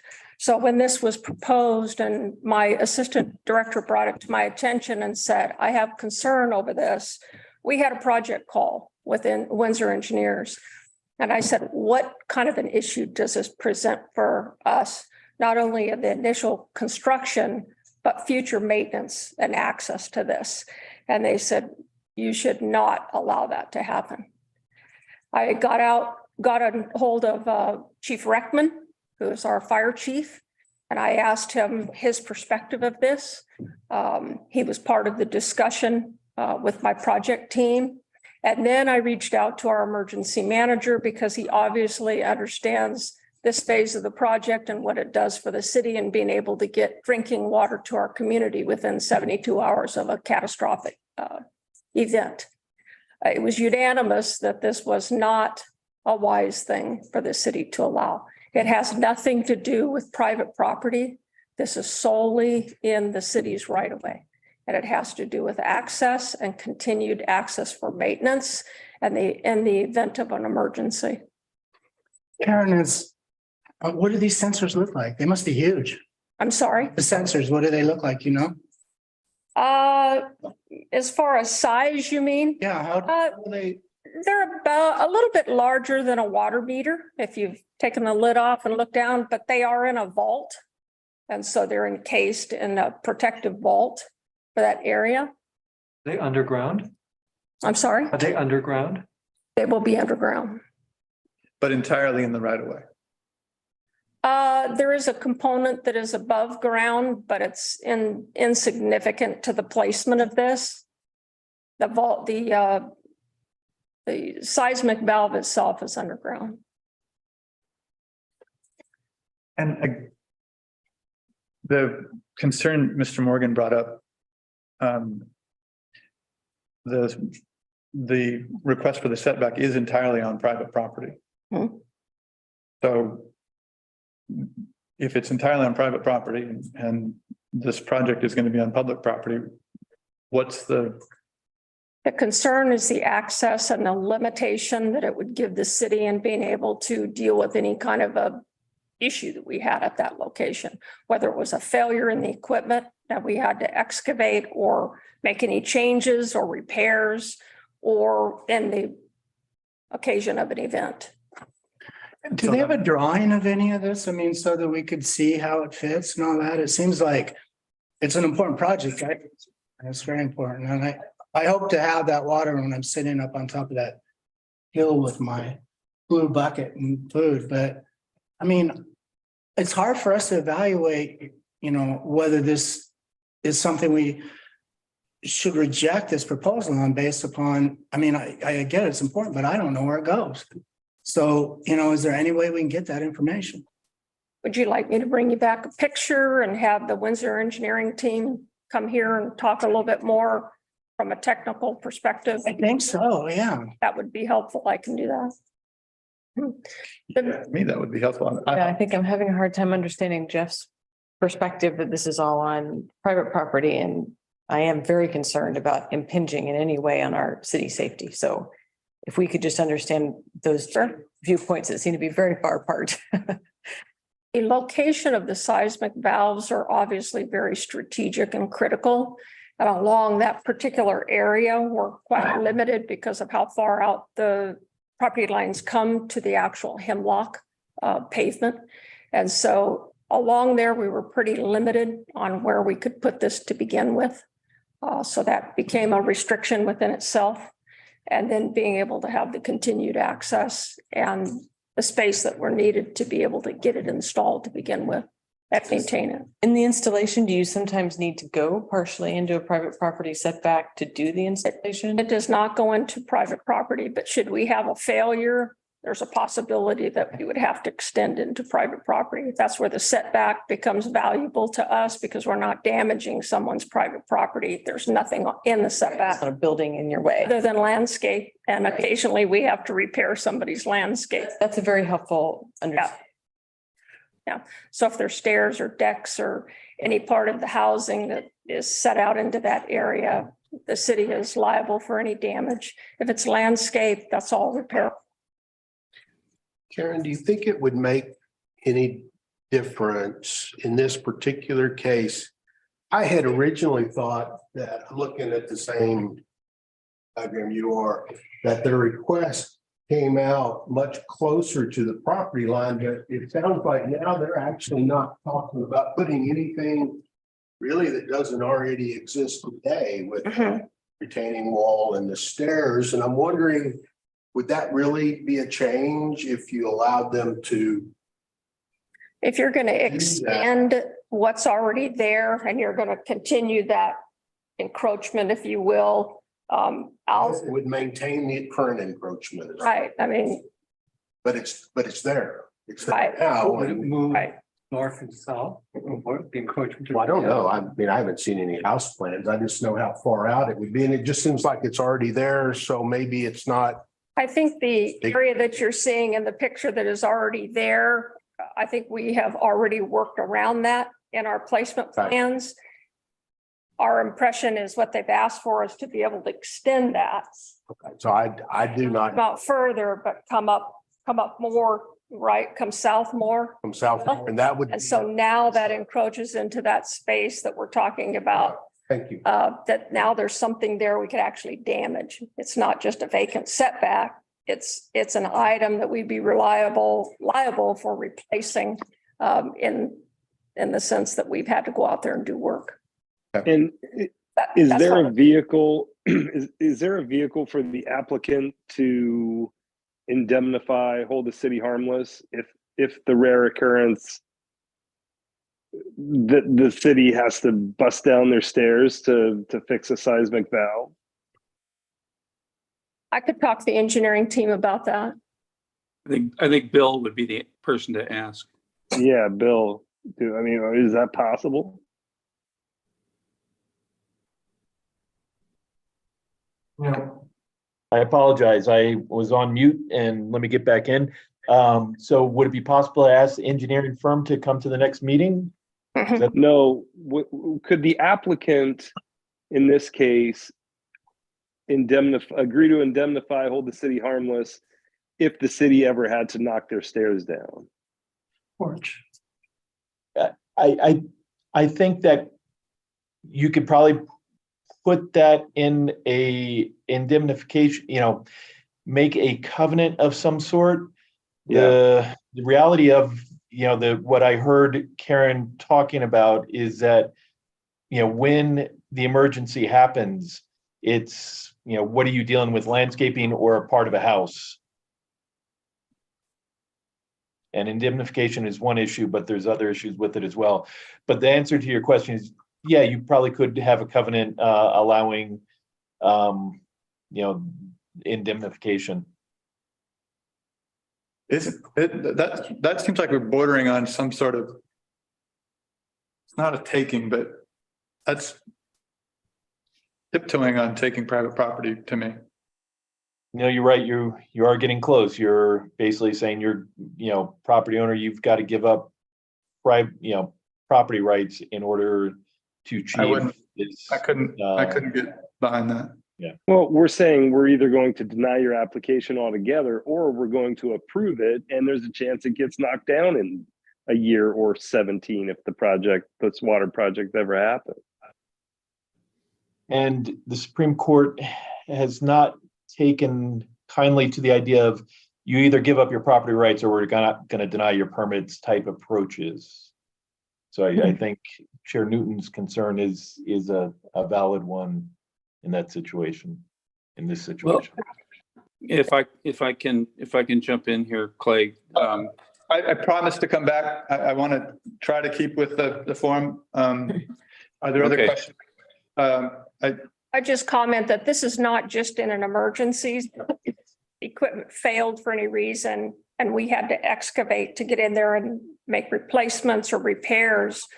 It would be the same situation as in an emergency when you're having to deal with a situation.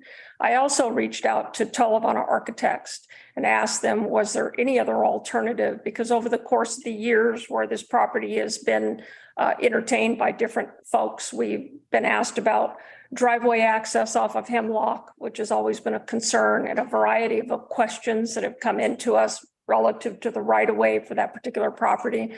So we're used to being, asked about various designs.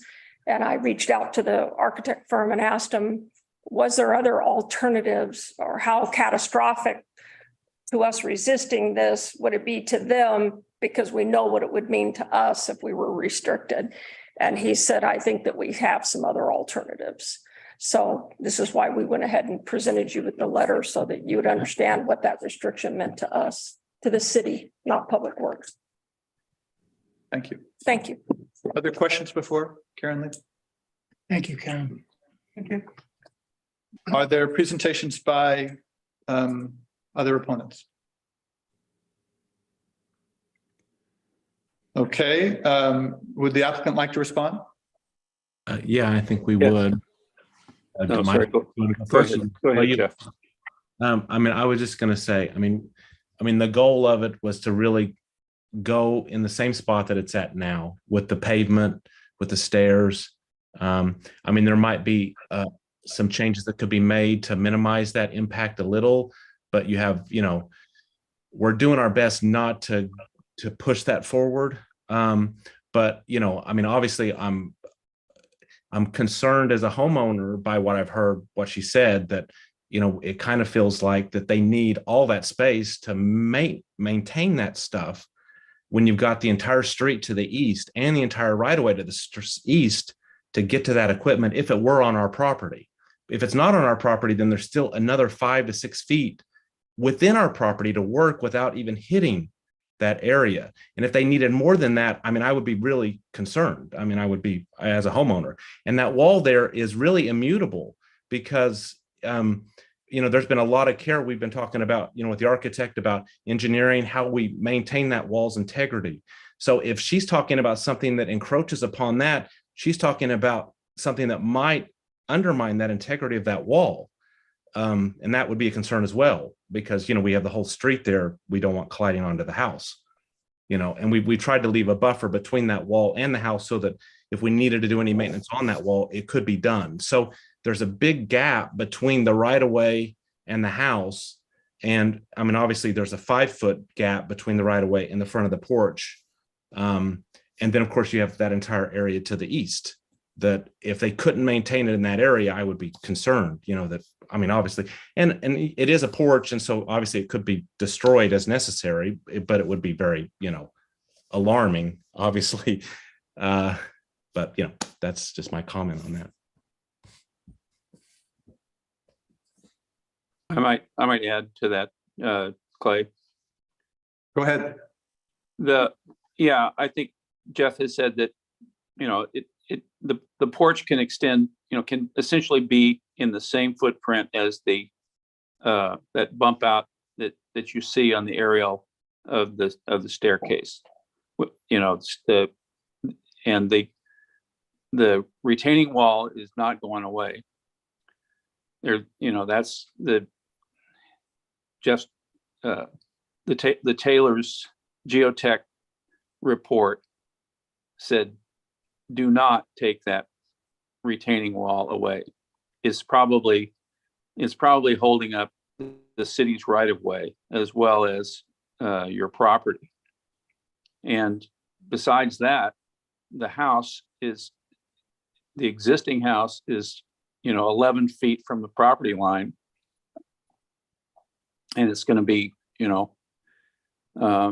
it's not going to be in anybody's way because it's on that steeply sloping northeast corner of the lot or the house. So I think I would suggest as a condition of approval, limiting the access to the existing staircase, concrete staircase on the east side of the building. And then I don't know what the, obviously we don't know where the equipment's going. I'm guessing this is a special area. I mean, because to our north, we have all those houses that really abut the right of way. They come right up to the right of way. And so if we're going to present a problem, my guess is those houses are going to present even a bigger problem if they go along that right of way. But that's just, I don't know where they're putting them, so I can't really answer to that. But And this is only for emergency egress. Is that correct? Yes. I was asking him. Yes. You don't park up there or anything else. There won't be, your cars won't be in that space. That's correct. We have a garage downstairs. So if this is just, I have a question. If it's just for an emergency, why does it have to be a porch? Why can't it just be a door? And I then mean, it would have to be a door with a bridge because there's a gap. There's a big gap between that wall and the house. But the bridge would just go to the wall. It wouldn't go beyond the wall, which is what the concern that Public Works has, right? Well, it would have to bridge the steps. I mean, because those steps go down. So unless we moved the wall, I mean, the bridge more to the south, because it goes in closer to the house towards the south. But that would be, obviously that could be done. I mean, it would be architecturally, it would be a challenge because it's just a bridge, obviously we could just put something out there that just is a door with a bridge. I mean, if that would be architecturally okay, but it would look really weird. It could be a solution. Not a very good one. I have a question for Mike. We have a question, Mike. Hey, Mike, you mentioned that you wanted a variance for the northeast corner of the house, correct? Or Right. no? Is it in the application anywhere? It is in my findings. I think it didn't get into the staff report. But I'm looking right now.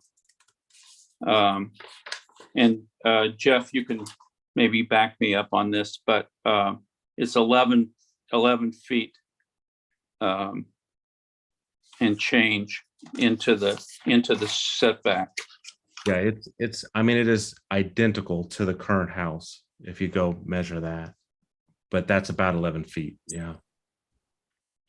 11 feet from the property line. but David's not on the call, but I think, I think just a door on the east side of the house would be, exceedingly stupid looking. I mean, it's going to be a beautiful house. I mean, what's the difference if it's, it spans the moat there, or the staircase going down with with beams, and it has a roof, a pitched roof, so that, it would be, covered from the, it's protected from the rain. I mean, it's not a, it's a very beautiful house. It's, just saying, why not just slam a door into the east side is, I think that's inappropriate. I mean, I think what we're talking about is the difference between a roof and no roof is really the difference between those two designs. Definitely. It is really hard for me to visualize that. Agreed. Well, that's okay. That's something we've talked about in past. Bring that up. Okay, anything further from the applicant? No, thank you again. We appreciate it. I would like to say, Robert, the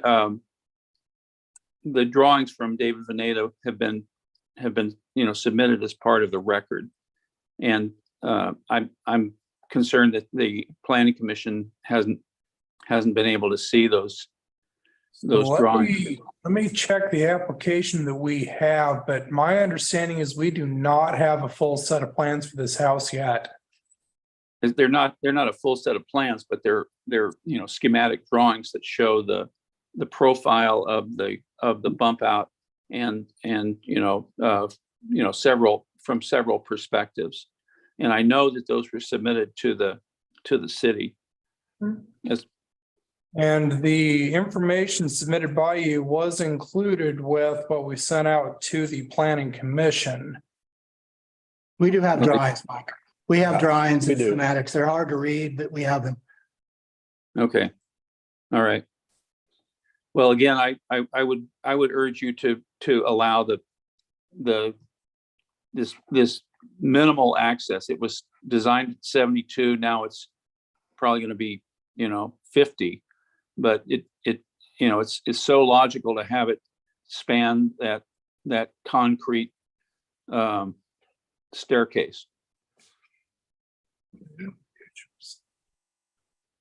Okay, thank you. Any additional comments from the applicant or the applicant's team? No, thank Their you. staff response? No, there isn't. Okay, then we're going to close the testimony and move to discussion. I need 2 minutes. Okay. Good. Give me some water, will you? Just kidding. I'll be there, buddy. Just kidding.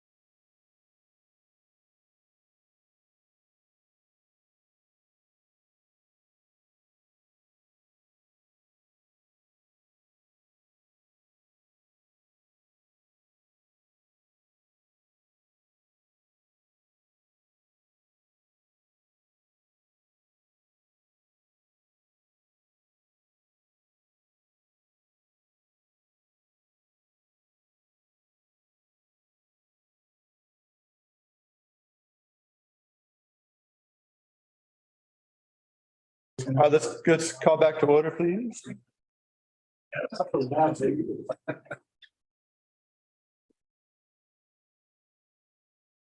Okay. Who would like to lead off? You know, I'm never hesitant, never shy about it. Take it away. I'd like to support the homeowner here, but I don't think we have enough information for him. Not from them, I think from Karen and Public Works to show us what they're talking about. And in the meantime, I have a problem with granting a variance on the house since the variance was never applied for. And if we delay, I think it gives the homeowner a chance to update that application and bring that house into the discussion. Okay. So by extending, we allowed, all right, that makes sense. When do we have 120-day? Yeah, we do. It's, So we'd have to ask them if they'd be willing to extend it probably, because weren't they on the, oh, they were January. So they were in February. regarding the 120-day, as per the staff report, that period would expire on May 6th. Could we ask them? What do you ask? Do we just ask them here? We can ask. So let's have the concern though laid out for them. Yes. So it's clear on what we're asking for. So I think my concern is I definitely want to hear from the engineers on the seismic sensors. I want to make sure we are not impinging on potential community safety. And it does sound like David Veneta told Ms. Labonte that there were alternative designs. And so maybe seeing some of those alternative designs and understanding why this has to be the necessary setback reduction to make the house beautiful. Okay. To the question for the Taylors or Mike, you, we are wanting additional information, including maybe a little more extensive plans than we have. And there was a request that the variance for the northeast corner of the variance that you need for the northeast corner of the house also be included in the application, Mike. In the application. Would you guys be okay extending our decision process? I mean, I think from our perspective, you know, we want to do whatever we can to make it work for, you know, the city and for us. And so if that's what's needed, then we could do that. Yes. Thank you for that. Bill, will you outline what we've done in the past? Yeah, and I just want to make clear to the applicant that, you know, this is a decision that's entirely within your control. You can ask the city to make the timeline decision within the timeline, but if you're willing to extend the 120-day deadline, that may give the planning commission a better chance to make a better decision. Sure. I understand. And I mean, I wouldn't want to, you know, put anybody in pressure. And, you know, I feel like that it seems like that you guys would like to explore that more and figure out where it's going to be. And I think once we do figure that out, that it will, I think it'll be favorable for us. So I think it's fine. Okay. And then the two other things. One, the length of the extension. I assume this could be done within about 3 weeks or so it can make it into the packet for the next planning commission agenda. Yeah, I don't see any reason why more than 30 would be necessary. Okay. And then the other piece, that request for an extension has to be in writing. So either, if I could ask either you or Mr. Morgan to submit just an email to Robert saying we agree to extend the 120 day deadline by 30 days, that would be great. And then what I would suggest to the planning commission is that there be a motion to continue the matter to the next planning commission meeting, which is set for Thursday, April, and last Thursday of April, I believe it is the 27th. 27th.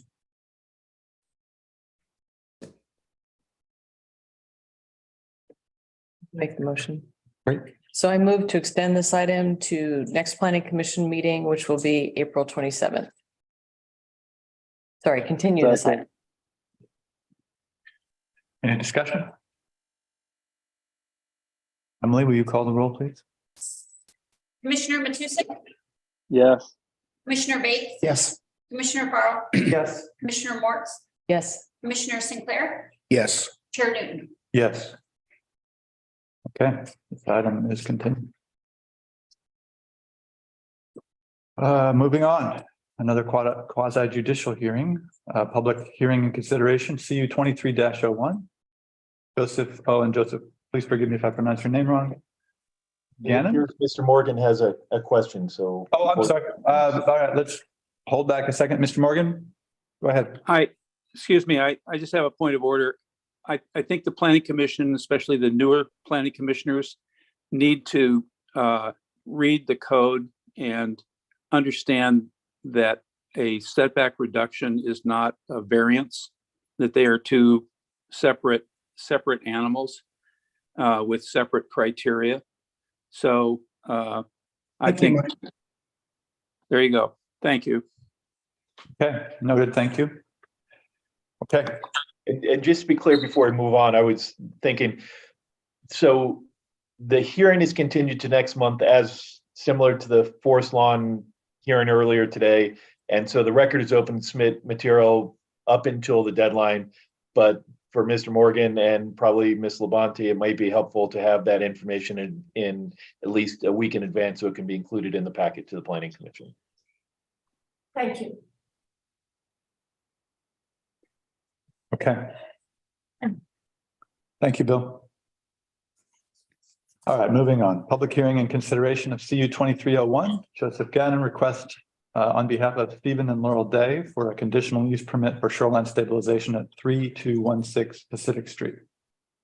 Joseph Gannon, on behalf of Stephen and Laurel Day, request a conditional use permit to allow for the placement of a riprap for shoreline stabilization. The property is located at 3216 Pacific Street in a residential moderate density R1 and oceanfront management OM zone. The request will be reviewed under Cannon Beach Municipal Code 17.12.030, conditional uses permitted, 17.42.060, specific standards, and 17.80.230 and 360, shoreline stabilization and preservation grading. Does anyone object to the jurisdiction of the Planning Commission to hear this matter at this time? Does any commission member believe he or she has a conflict of interest or a personal bias? Has any commission member had any ex parte contacts or made a site visit? Site visit. Site visits. Robert, is there any additional correspondence? Not beyond the comment made by John Parrish referenced as Exhibit 1.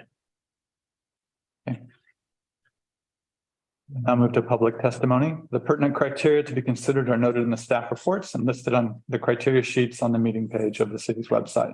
Testimony, arguments, and evidence must be directed toward those criteria or other criteria in the comprehensive plan or municipal code which the person testifying believes apply to the decision. Failure to raise an issue accompanied by statements or evidence sufficient to afford the decision maker and parties an opportunity to respond to the issue precludes appeal based on that issue. Prior to the conclusion of the initial evidentiary hearing, any participant may request an opportunity to present additional testimony, arguments, or evidence regarding the application. The Planning Commission shall grant such requests by continuing the public hearing or leaving the record open for additional written testimony, arguments, or evidence. Persons who testify shall first receive recognition from the chair, state their full name and mailing address, and if appearing in a representative capacity, identify whom they represent. Is there a presentation by the applicant? I think we skipped the staff report. We sure did. It's not, no Freudian slip there, I promise. So Why don't we hold up? staff. Okay, then I was reading too fast. Yeah, you may have the front row. So the applicant, Joseph Gann, am I getting that right? It's Gann, oh, sorry. Applicant Joseph Gann on behalf of property owners Laurel and Stephen Day requests a shoreline stabilization to prevent erosion from encroaching onto 3216 South Pacific Street as shown on the project location map included with this report. Excuse me. The property is in the residential moderate density R1 zone as well as the oceanfront management OM overlay zone. The current request is evaluated against the applicable standards in Cannon Beach Municipal Code. The proposed structure is intended to replace a concrete seawall that was undermined by wave erosion and is no longer present, leaving an exposed bluff face. The exact date of the former seawall's destruction is not specified, but application materials indicate that it occurred no more than 10 years ago. This property is eligible for structural stabilization under Oregon statewide planning goal 18 rules as it was originally developed in 1931, well prior to the January 1st, 1977 eligibility cutoff date. A geotechnical report prepared by Earth Engineers Incorporated contains professional opinion that a robust shoreline stabilization structure such as a riprap revetment is the best means of protecting the property from erosion resulting from seasonal events and other climate-related conditions. The proposed revetment would be constructed from armor rock, fill material, and be vegetated with dune grass or other native plants that are common on the Oregon coast. Installation of shoreline stabilization structures is permitted in the oceanfront management overlay zone as per CBMC 1742030C1, subject to the standards of Chapter 1783, Section 230. Approval requirements are excerpted in the staff report. Moving into the applicable criteria. In 1742-020, which is the oceanfront management OM zone requirements, the relationship with the underlying zone. The underlying zone is residential moderate density and shoreline stabilizations are a conditionally permitted use in this zone. Moving into section 42030 for lots of right of way that consist of beach, active dunes, etc. The comment is the conditional approval of shoreline stabilization is permitted on lots that consist of beach, active dunes, or other foredunes that are conditionally stable and that are subject to wave overtopping or ocean undercutting or interdune areas that are subject to ocean flooding. The applicant's geotechnical report indicates that the property is impacted by seasonal weather events such as storm surges and may be impacted by climate-driven sea level rise. The report references a shoreline stabilization at 3188 Pacific immediately north of the subject property installed in 2021 that uses sand and clay burritos and has been affected by seasonal weather. However, it should be noted that the revetment at 3188 Pacific has not had replacement sand and vegetation installed to replace eroded material, nor has there been a sufficient analysis to determine if that revetment provides an adequate level of protection to its property. During a site visit on February 1st, staff observed an exposed bluff consisting of sand, gravel, and larger rocks with low-lying cobble at its toe. This photo can be seen in Exhibit C1. Aerial imagery in Exhibit C2 from June 2022 shows conditions similar to those seen on the ground. As this is a structural improvement, it will be necessary for the applicant to obtain a shoreline alteration permit from Oregon Parks and Recreation Department prior to the start of work. Application materials do not indicate if OPRD has been contacted regarding this proposal. However, a shoreline alteration permit does require a local land use authorization before it can be issued. As per condition of approval number 1, the proposal conditionally meets the criteria of item 1 above. Moving into conditional uses for shoreline stabilization. So regarding the existence of a demand, the application materials identify need by referencing the geotechnical report, which states that in the absence of permanent shoreline protection, slumping and slope progression will continue, and unless the bluff base is stabilized and shielded from wave attack, this property will be subject to continued undercutting and eventual tow loss. Moving into excessive traffic congestion, etc. The installation of shoreline stabilization structures does not affect traffic or other public facilities. Moving into condition, criteria number C. The site has an adequate amount of space for any yards, buildings, etc. The application materials indicate that the revetment would be installed in a manner consistent with the shape and form of other nearby structures. Condition or criterion D, the topographies, soils, and other physical characteristics of the site being appropriate for the use. The staff comment is that the application materials reference section 2.2 of the geotechnical report, which addresses the mapped soils and geology of the subject property and surrounding area. Design schematics, specifically structural cross sections, are included in that report. The intent of the improvement is to preserve soils and prevent future hazards that may result from future erosion. Although this revetment is considered structural, it does not use features such as a foundation that one would find in a structure regulated under the building code, and it is not designed for human habitation. Therefore, life, health, safety aspect of this provision that would be used for a habitable structure does not apply to this proposal because it's not a regulated structure under building code. Regarding adequate site layout being used for transportation activities, the installation of a shoreline stabilization does not affect public beach access, nor would it have any impact on transportation or traffic flows. And the site and building ensure that the use will be compatible with surrounding area. The application materials indicate that a revetment will be constructed in a manner that is similar with other vegetated structures that are common on the city's shoreline. This meets criteria. And then moving into the shoreline stabilization standards. Due to the project's location on the border of the state vegetation line, the project will require coordination with Oregon State Parks and Recreation Department. And as stated previously, this would require as a condition of approval that they obtain a shoreline alteration permit as well as a drive on beach permit from state parks prior to the start of work. Moving into stabilization priorities.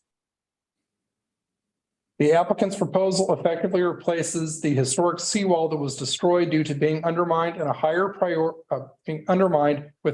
priority vegetated riprap revetment.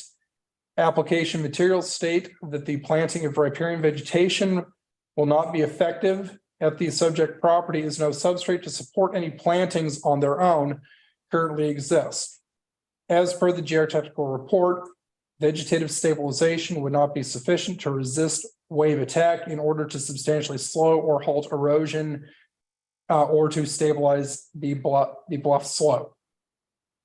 Continuing on with qualifications for beachfront protection, the geotechnical report indicates that continued exposure resulting from the absence of a stabilization structure will result in increased erosion that may eventually threaten the residents. Installation of a revetment will resolve the visual impact currently present as a result of the exposed bluff face and provide an appearance consistent with numerous other projects on the city's shoreline. There would be no long-term costs to the public as a result of this project. Moving into minimum level of protection, the project as described would be consistent in scale with revetments on properties in the area and the city's coastline. And that concludes the staff report. Chair Newton, I might note that a participant from the last hearing is still here with his hand raised.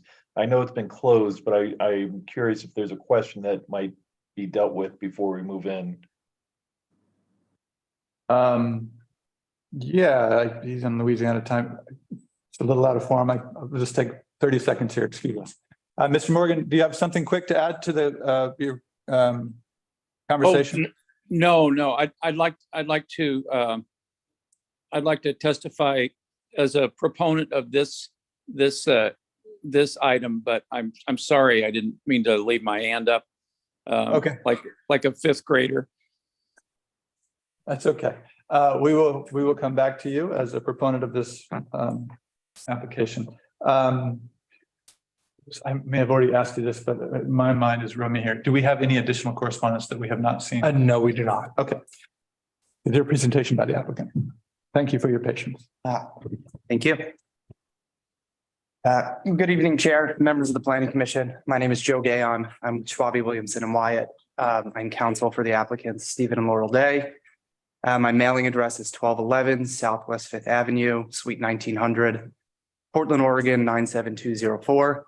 I am joined on my right by Laurel Day. She is the property owner. I'm joined on my left by Adam Reese. He is the geologist that prepared the report in the record.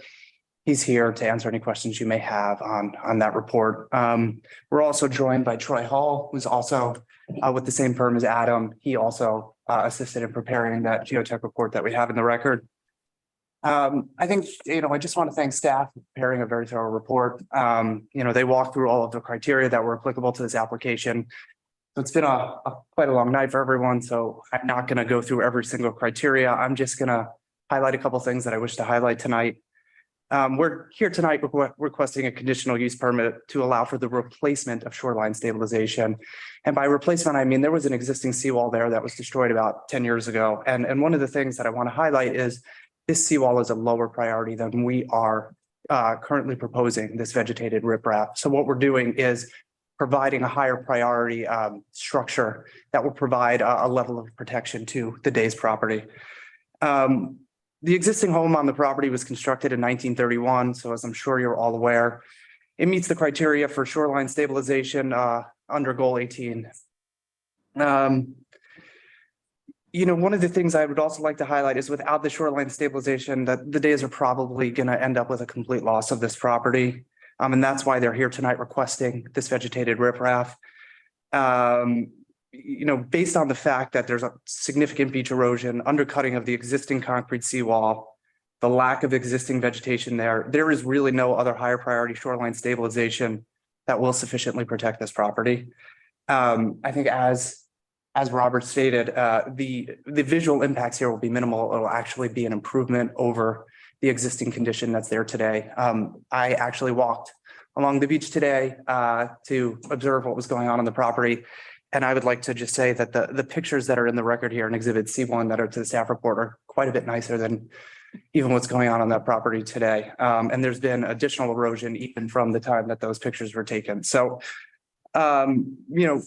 lastly, I just want to also highlight that what's being proposed here is going to be consistent with what's north and south of the property. It's going to follow the existing revetment and bluff profiles.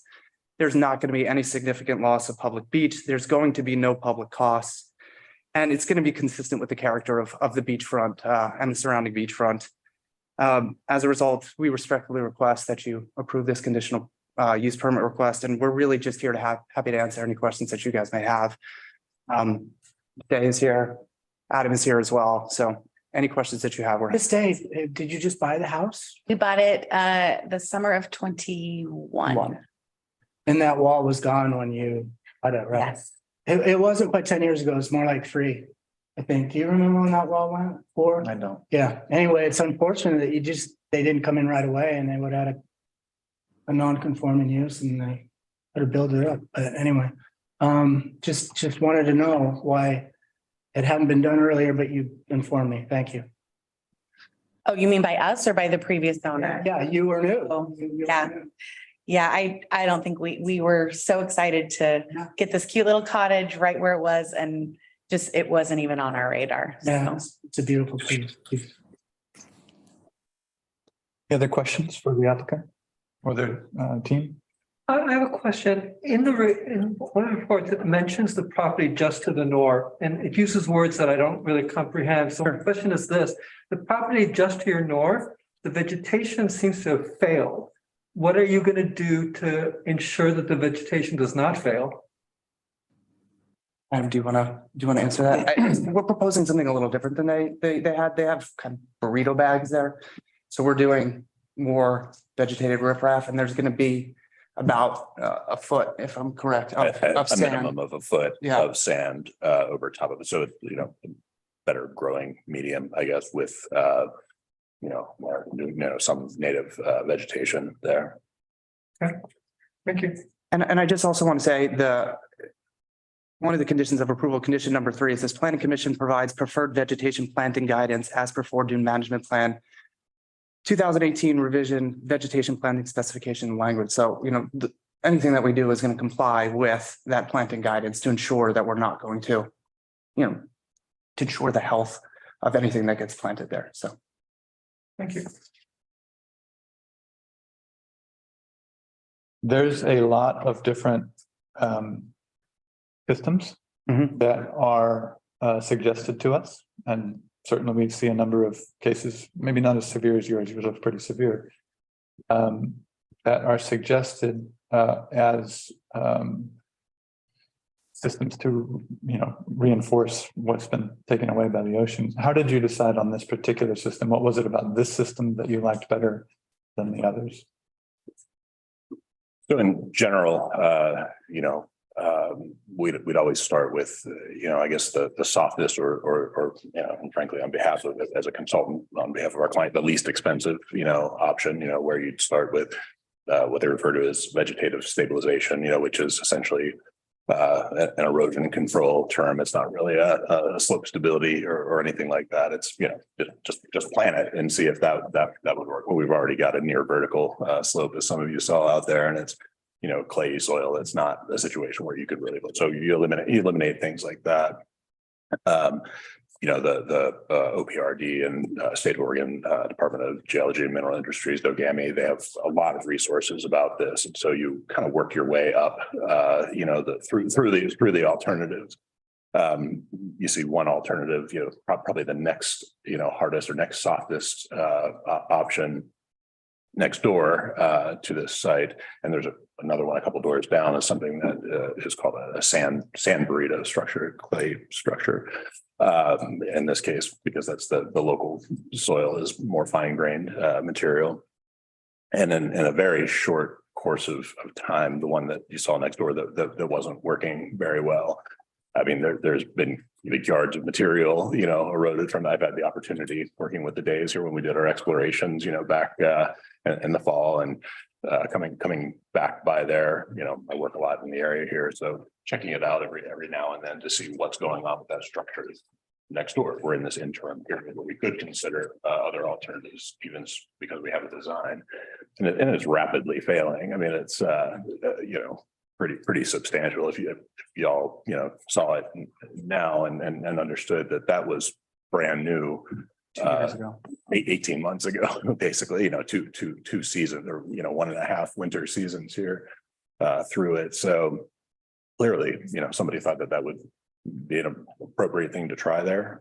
There's another one like that's 3 or 4 houses down. If y'all took the beach access, up by the Ocean Lodge, between there and then walk down that way, you pass another sand burrito that maybe even in worse shape. I'm not sure when that was constructed. So that, you see, and lastly, I'll just get to my point. You get to the riprap, that structure, and in 20 years of experience and with these types of things, that's the one that survives and will in this situation. You see the Ocean Lodge and other properties around there. I mean, those are standing competently, whereas the other things are failing. So you kind of have a case study in this specific location, even, of why, the next closest thing won't work. So, yeah. And the failure of the one to the north is loss of material or the loss of vegetation, or a combination of both? When you say it's not working, what about it specifically? Yeah, the vegetation was gone very early on. So the lower half of it, there's no dune grass anymore on it. Again, having been planted such a short time ago. Beyond that, if you had a chance to look at it, you see basically these structures are, you're folding sand and what's called geogrid. So just a plastic, it looks like snow fencing basically that you are wrapping around. In this case it's black, but it's like the orange stuff you see for safety, protecting trenches and stuff like that. But you can see all the materials just washed out of that, and you have the layers of the geogrid sitting there flopping. So the structural fill, the structural solution that they put in, I mean, it's simply the wave undercutting is too much for it. So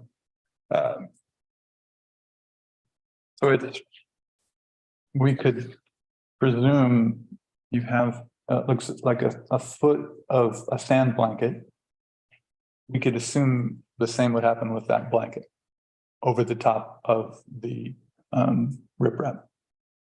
That would be washed away pretty quickly. Potentially, there'd be maintenance, for that superficial layer. Again, that top layer is, aesthetic. It's the structure is the riprap, and what you see is the rocks up and down the shoreline. One of the goals I would imagine of the city and planning commission, and is to keep Gannon Beach, the beach beautiful, and the view that people, tourists and everybody have from the beach, not looking up there and seeing seawalls and geogrid flopping around and whatever.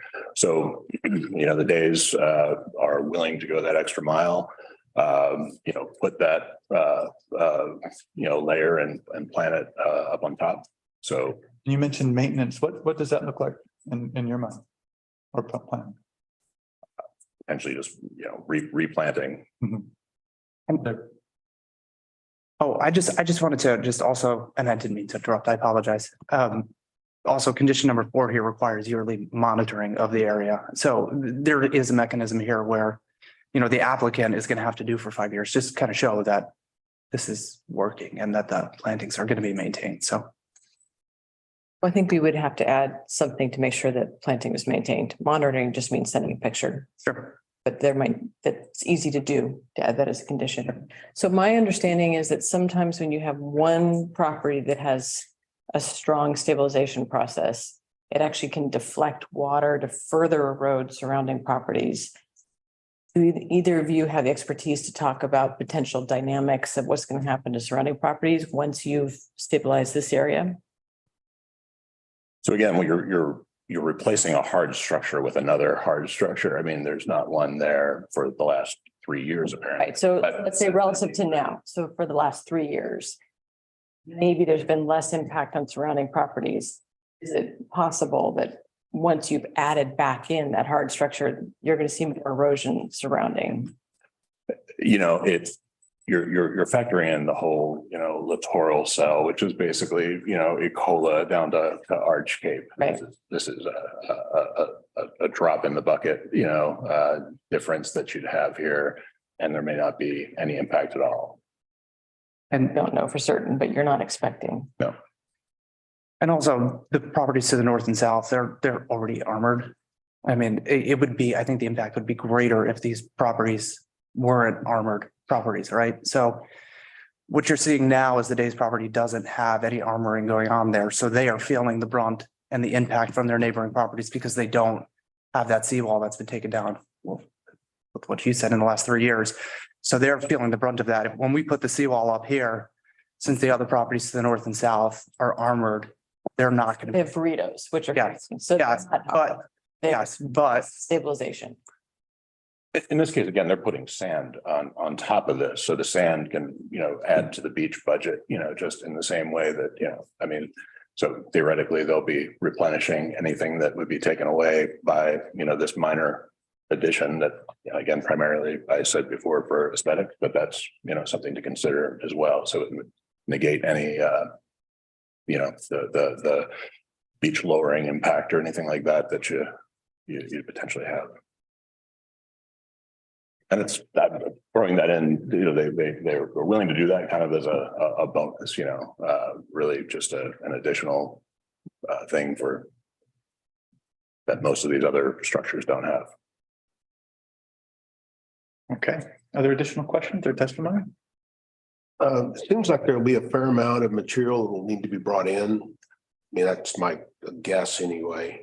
Do you have an idea where you're going to source the various components of your, It'd just be local pits. We have an expert over here in the audience, Troy Thorson, that can tell you specifically, I think Bob McEwen here has a pit in Knife River and whatever, you'd have pit run structural fill as the base of this, and then large angular basalt boulders, on the surface. So it would be, it's a place value type economic geology there. You just pull from the closest area that has what you need, which. About how long do you think this job would take how many days will we have equipment on the beach to complete this kind of a installation? Again, we have experts in the room, but having seen a lot of these, I mean, we're talking about, it's such a narrow, small property, less than 2 weeks, I'd imagine. If there was any staging on the beach or any access to the beach, it requires a beach access permit from the Department of Parks. And, we understand that we need to obtain those permits and comply with all rules and regulations of that beach access. Well, I know one of the conditions was to allow city oversight while we've got heavy equipment operating. I just was kind of curious how long the city was going to have to maintain, that kind of thing.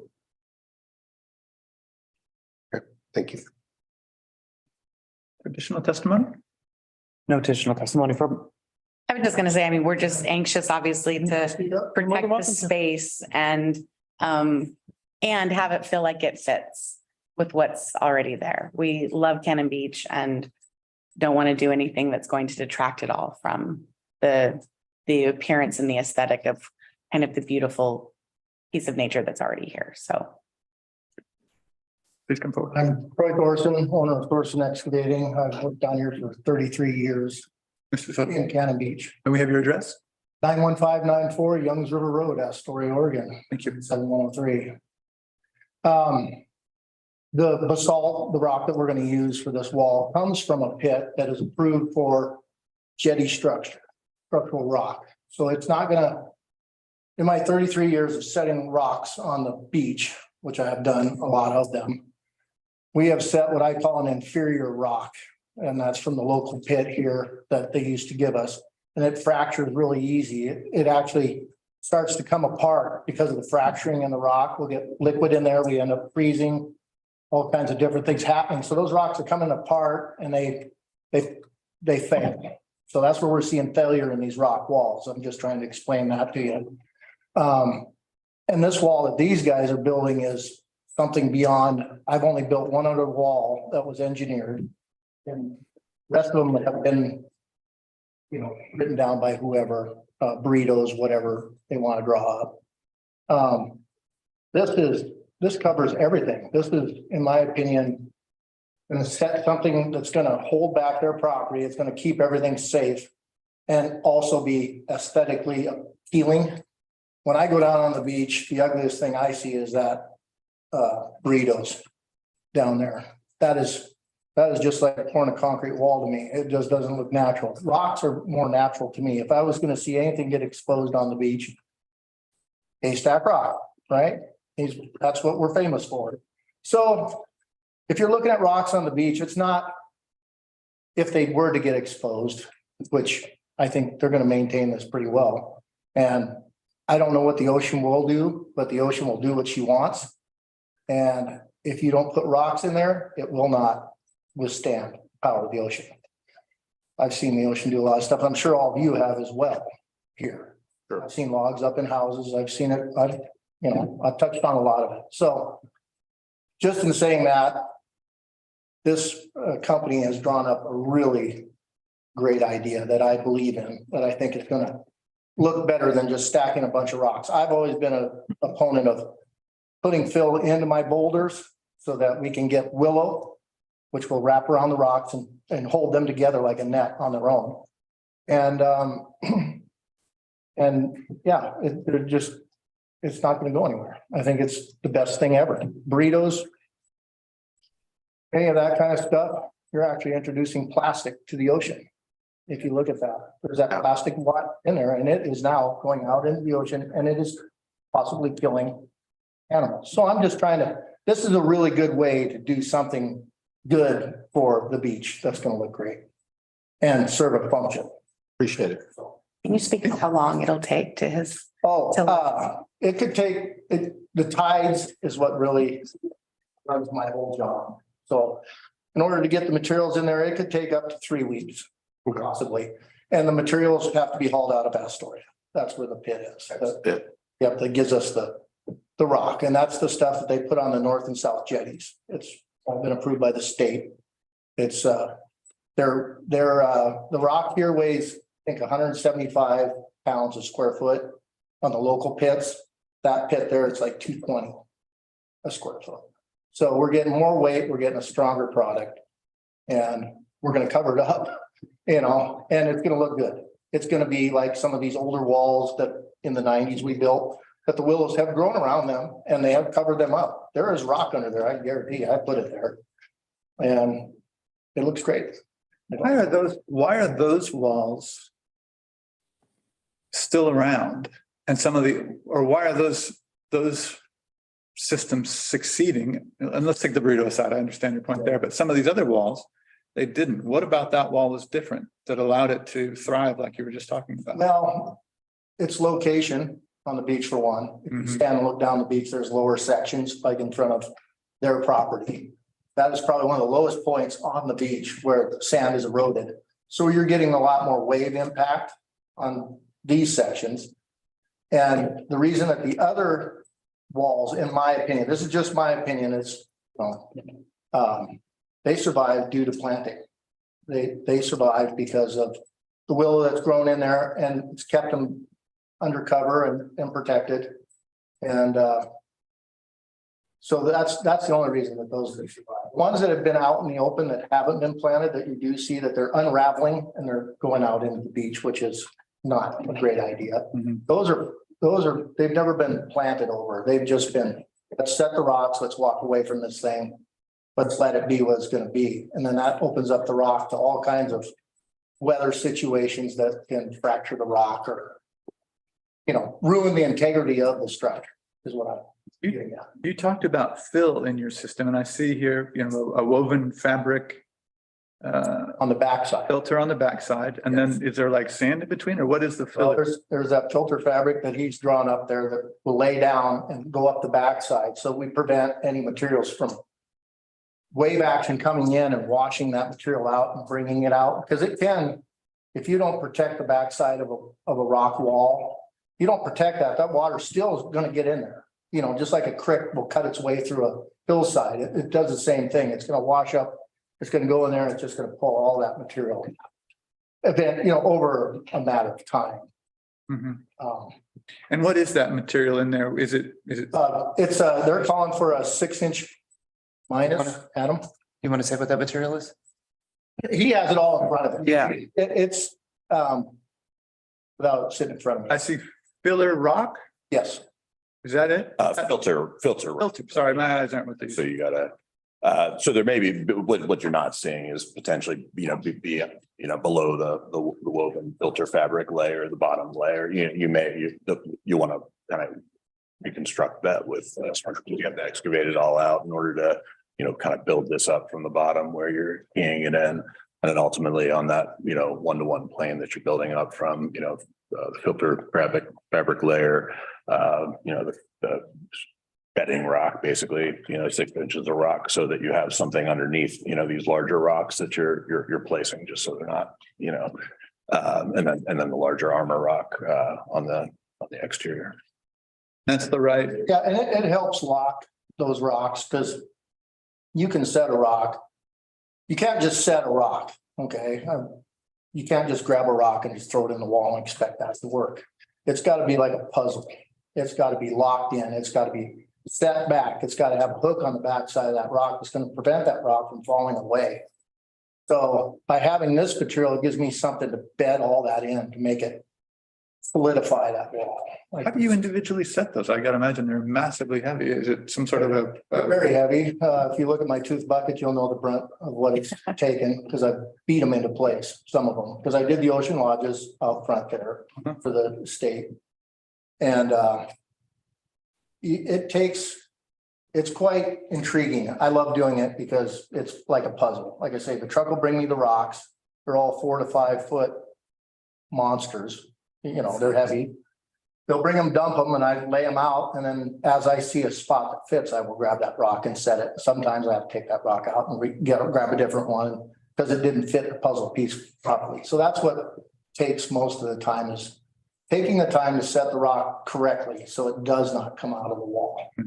And the wall I built for the Ocean Lodge has been hit by 2 winters with our tides, and not one rock has come out of that wall.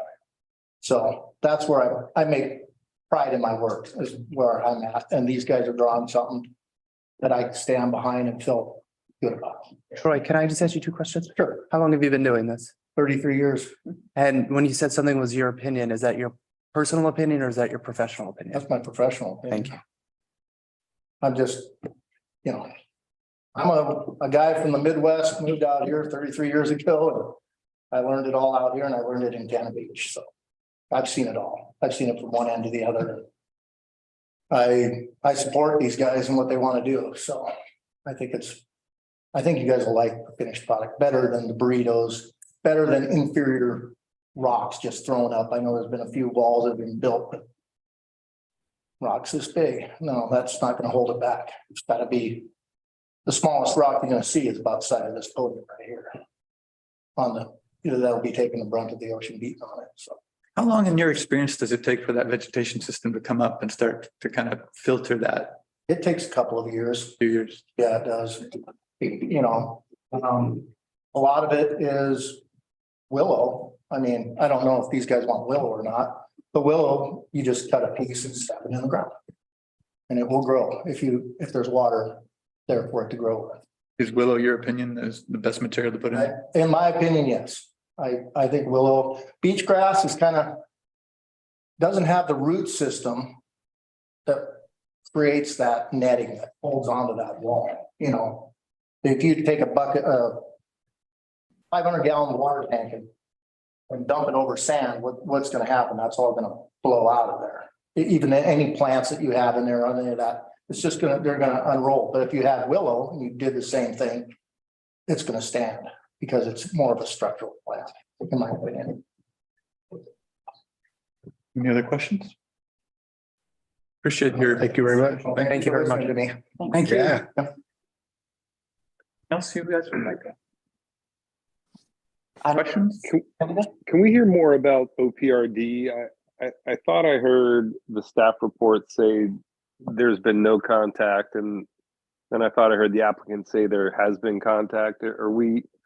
I don't know how we get past OPRD if we haven't gone there yet. So what the staff report said is that there was no indication from the applicant regarding contact with OPRD.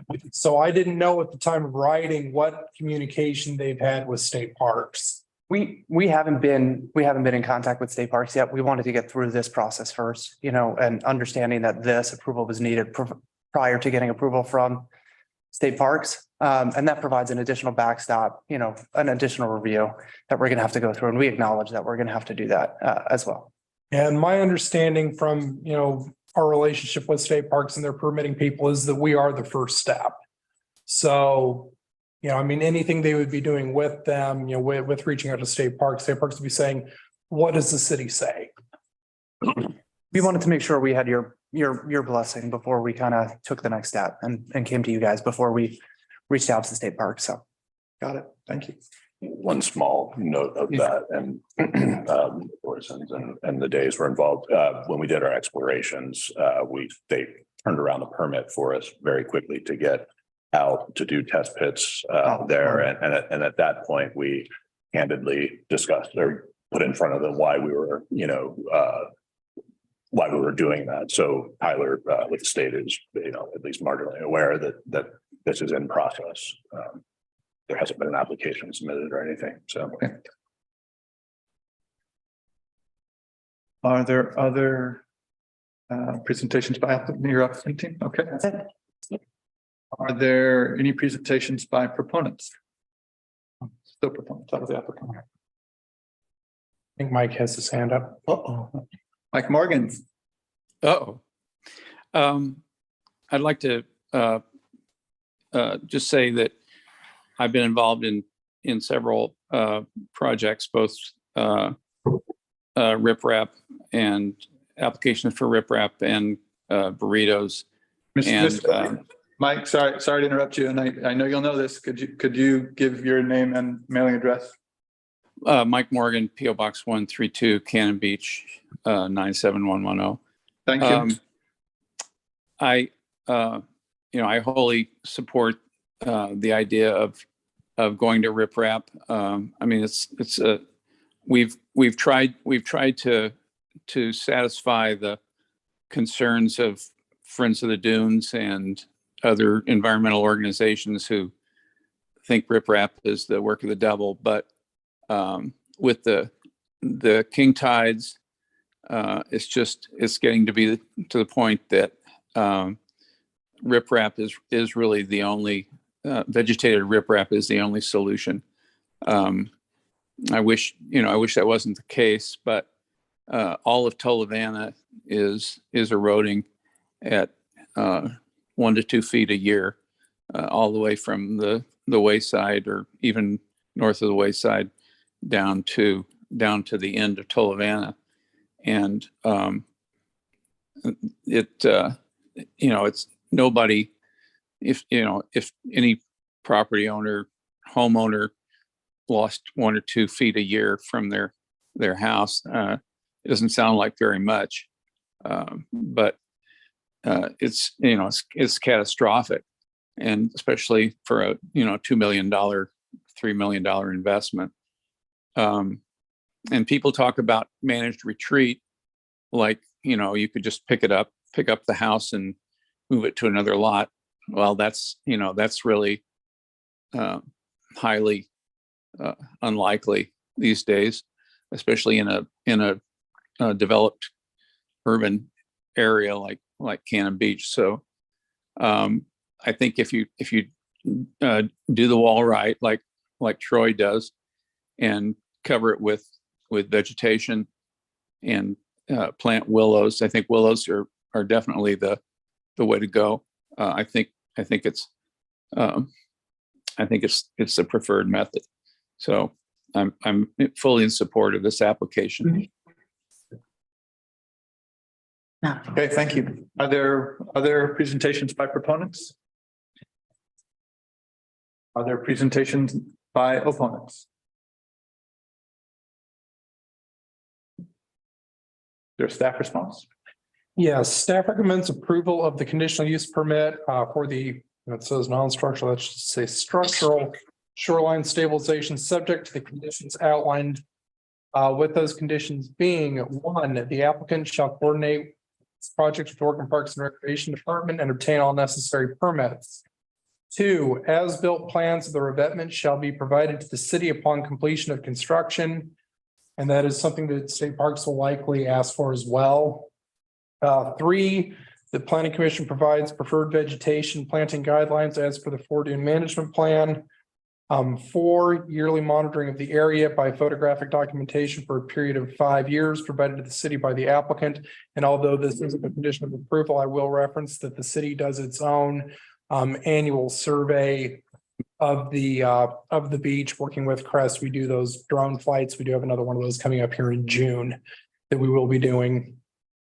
But this yearly monitoring would be the applicant's responsibility. And then number 5, city staff shall be notified prior to the start of work and be present during construction.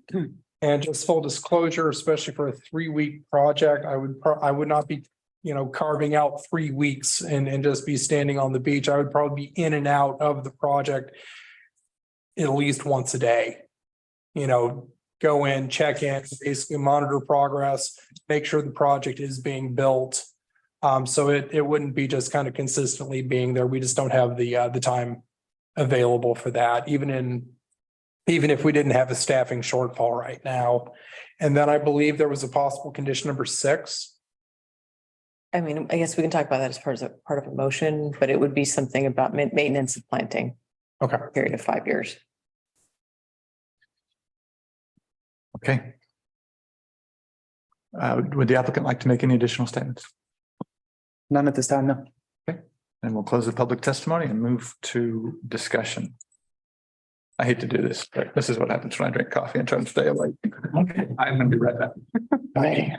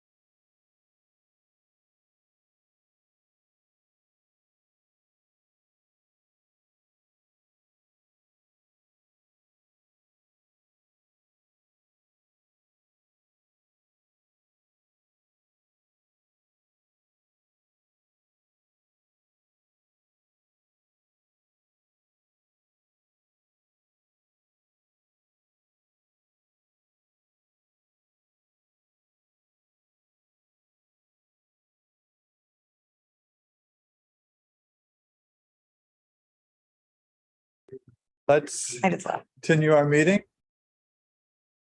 Okay, on to discussion. Okay. To me, it seems pretty straightforward. It's a really well put together proposal. It's the first time on my tenure on the planning commission that we will be approving riprap. I think it's done as well, it presented as well as it could be. And I think we've seen the alternatives visual A in a very short period, and I think we don't want more of that, clearly. So I think this is the best alternative that there is to negate the erosion. Other thoughts? Well, so the last 12 months, I know there's been a number of stabilization projects that have come before this committee, before I even became a part of it. None of them looked like this one. They weren't this impactful. And I remember that, maximum amount of material that was brought in was an important criteria. I'm not familiar with why riprap would be such a bad thing, but if it was, does anybody have a feel for what the significant differences were and why we would have chose not to do this in one of those other applications? So it does change natural dune dynamics. So dunes are supposed to be eroded over long periods of time.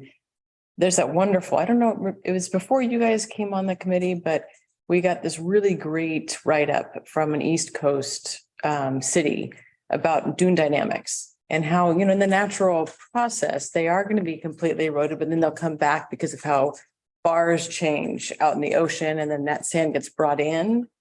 The problem is when you add a house nearby, suddenly it gets much more complicated when you want to allow natural dynamics to occur. But the concern is that if you put something structural there, you truly have stopped the dynamic.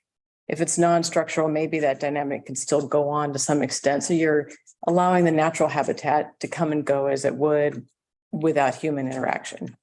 Obviously, if we're talking about protecting a house, that person who owns the home isn't interested in maintaining the natural dynamic. So I think it's really where you're coming from. Are you coming from the homeowner's perspective or from someone saying, I want to see the habitat remain in its sort of undisturbed state?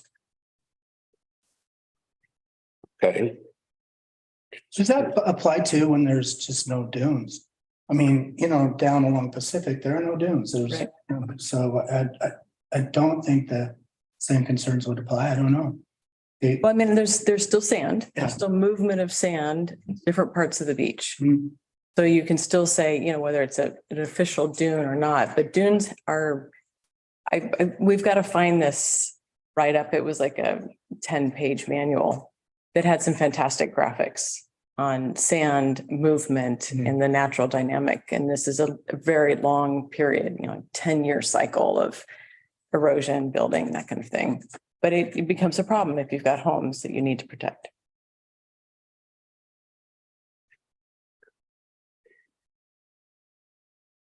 Are you waiting for a motion? Because I'd like to take a motion to approve the plan based upon the 6 conditions. And the 6th condition specifically? The 6th one is, Robert? Condition number 6 would be maintenance of planting for a period of 5 years. By the homeowner. Correct, maintenance of plantings by the homeowner for a period of 5 years. The 2018 vegetative recommendation, I forget how it's phrased exactly. Does that include willow, that kind of thing that we've discussed tonight? I would have to check, but I believe that is one of the approved plantings. This is us committing to riprap. We're going to have to commit to it big time or we're going to lose our city. That's your feeling on it? Yeah, I have got absolutely no doubt that this is an important project.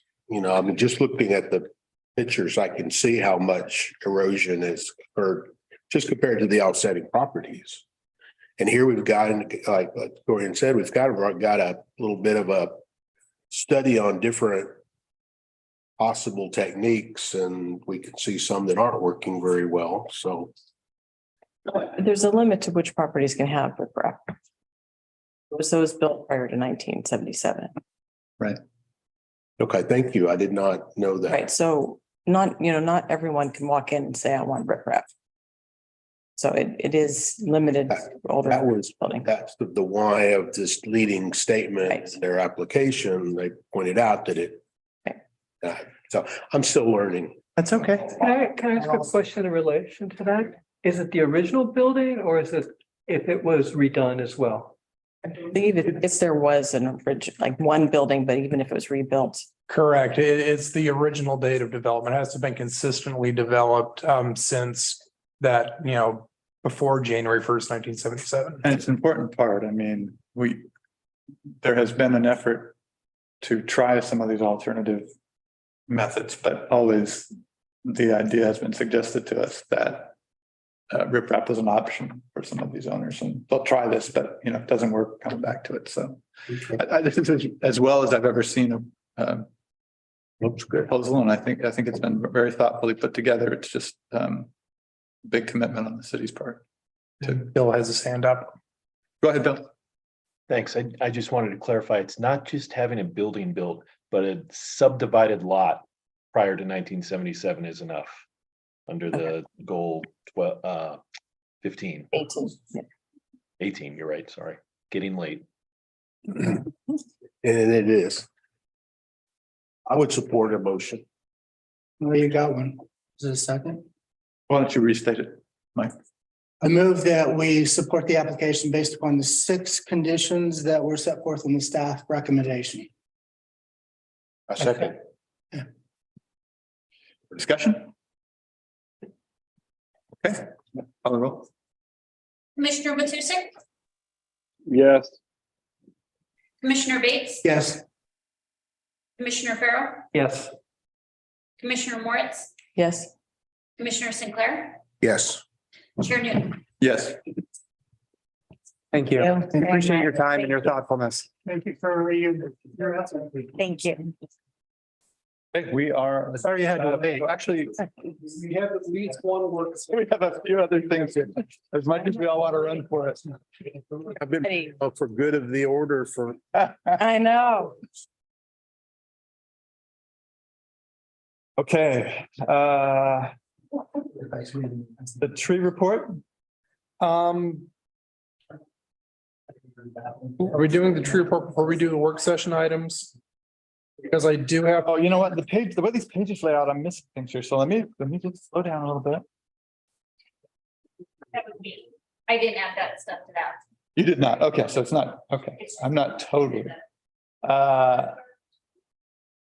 I see here a Jeff Moon plan amendment and zone change. Correct. This is just a work session item. I can be extremely brief with this. I just have to introduce this as a work session item. This applies to our, our PAPA rules regarding the hearing, the official hearing, the first evidentiary hearing will be next month. However, this is an application from the Moons regarding a proposed plan amendment and zone change for a property. This would be on the opposite side of Highway 101 on Surfcrest. The property is currently zoned residential, very low density. They are proposing to change the zoning classification to R2 residential medium density. Their purpose in doing that is they want to petition into 3 separate lots on the property and do some residential development for family members, which is something that they can't do under the current zoning density for the subject property. And so this is something that will be introduced, well, as a formal evidentiary hearing with much more filled out packet for next month. Robert, what did you say they were currently zoned as? RVL, residential very low. RVL, thank you. Can you give us a sense of what that means in terms of density to go from RVL to?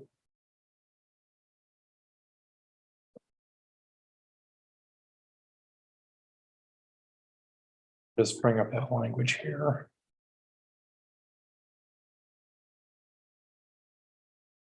Left you. Sorry,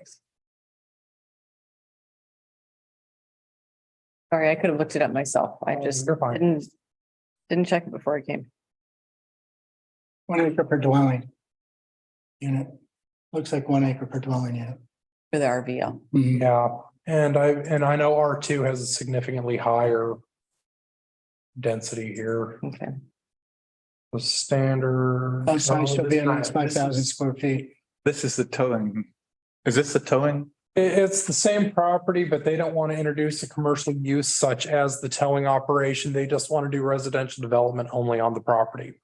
So they want to put 3 single-family dwellings on the property, and they want to simply go through a rezone, plan amendment zone change in order to be able to have an adequate density ability on the property to do that. Thanks for the heads I up. knew that name from. It took me a second, but then Yes. it hit me. Okay. So this will be, But if a property is if it's rezoned, let's say it's 1 house per acre and as an R2, it's more houses per acre, and they're proposing 3 houses. Potentially, they could actually add more houses if they're within the limitations of the R2, correct? that's also going to, there are going to be some other restrictions on that related to slopes and suitability of the property. Because there is a geotechnical report on this property, we understand there are some geologic related hazards on it. That would also influence density as well, because it would be a matter of how much of this is suitable for building. So they would be limited by that factor as well.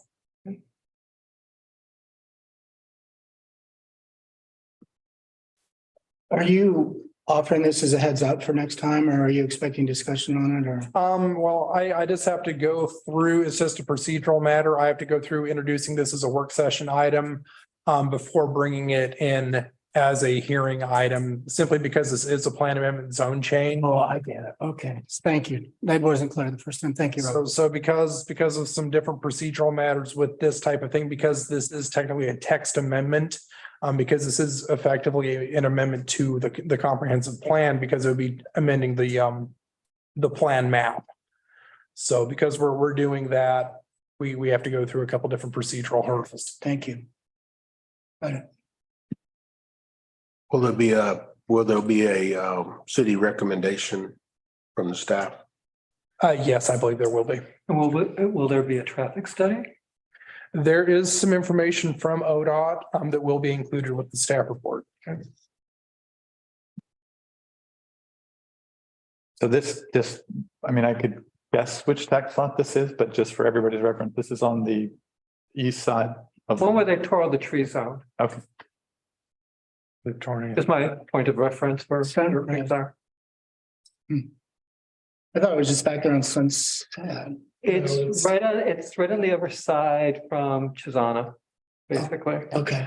Yeah, so this is kind of opposite 101 down around Delta and Sistina, that area. All right. There's a lot of gravel leading. They started doing something in there already then. Is that a place? Yeah, they have. I think there's a driveway. They did a driveway and they graded one of the lots, it looks like. Okay, thank you.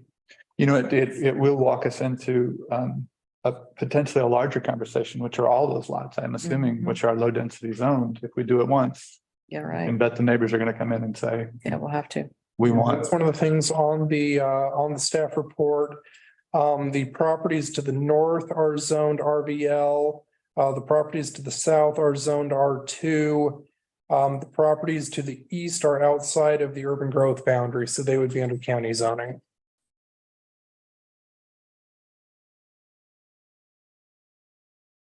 So an interesting larger question for That'll us. be fun, yeah. Can't wait. So part of the staff report will help us understand impacts to infrastructure and. Correct. There's going to be significantly more detail in next month's report. Okay.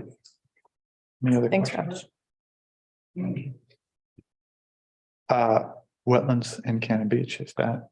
There are no discussion items tonight, but I hope to see everyone next Wednesday for a joint session. That's our next, yeah, that's right, but that's 29th. on the schedule. Yes. And the current version of the document was the one that Emily Jen sent out. or did Jen sit it out? Yes, yes. I'm thinking, I'm Still with us? yeah. She left. Emily left. No, Emily has all. Oh, Emily, Sorry. Emily wants to. Sorry, it's late at night. Oh, my apologies. You know, one thing that, okay, well, we'll finish the wetland and I'll come back to something else. Anything else on the wetland? Are we good? We done trees? You know, we haven't. So if we want to move into trees, I will point out some of our reporting, because after, in the wake of Jeff's departure, some of our tracking mechanisms have had a little bit of a breakdown. So I know that there are some applications, some approvals for February, not very many. So I've got let me just share this on Zoom.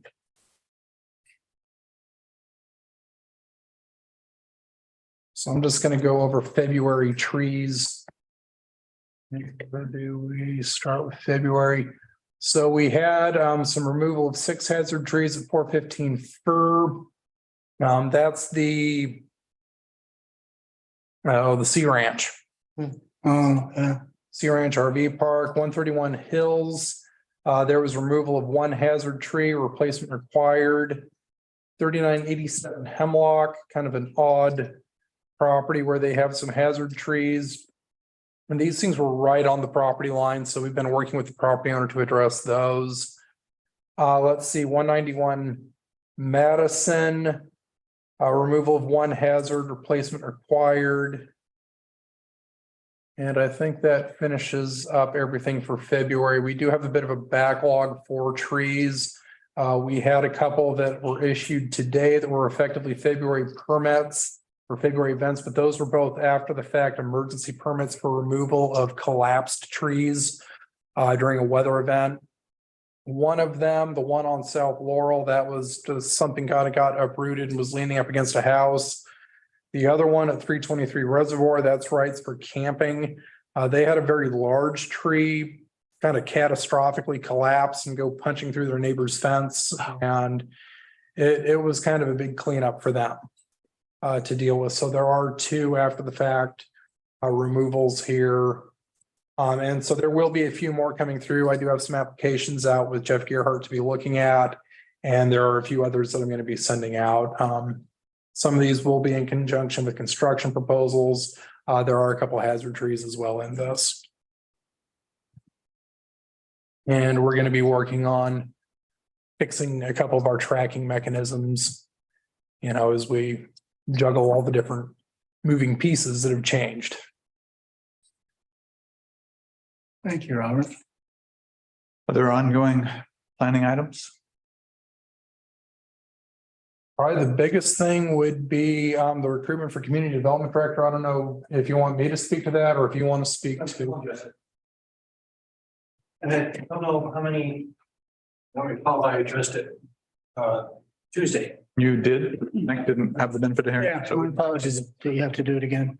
Yeah, it's very hard to fill one of these positions. I think the story was like a year.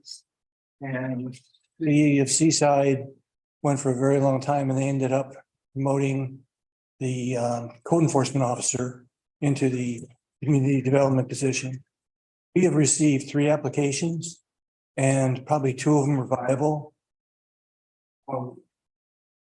One from inside the state, but might not be anyway, one from inside the state, one from Wisconsin.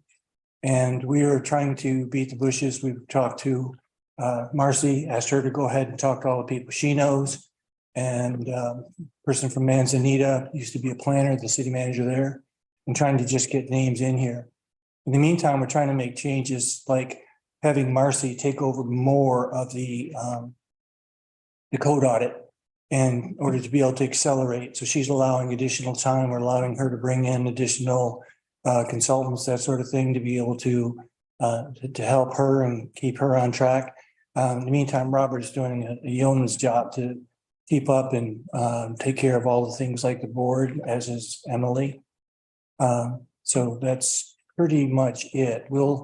I think we're going to have to be going without for a little while, unless absolutely the right person shows up and then very quickly.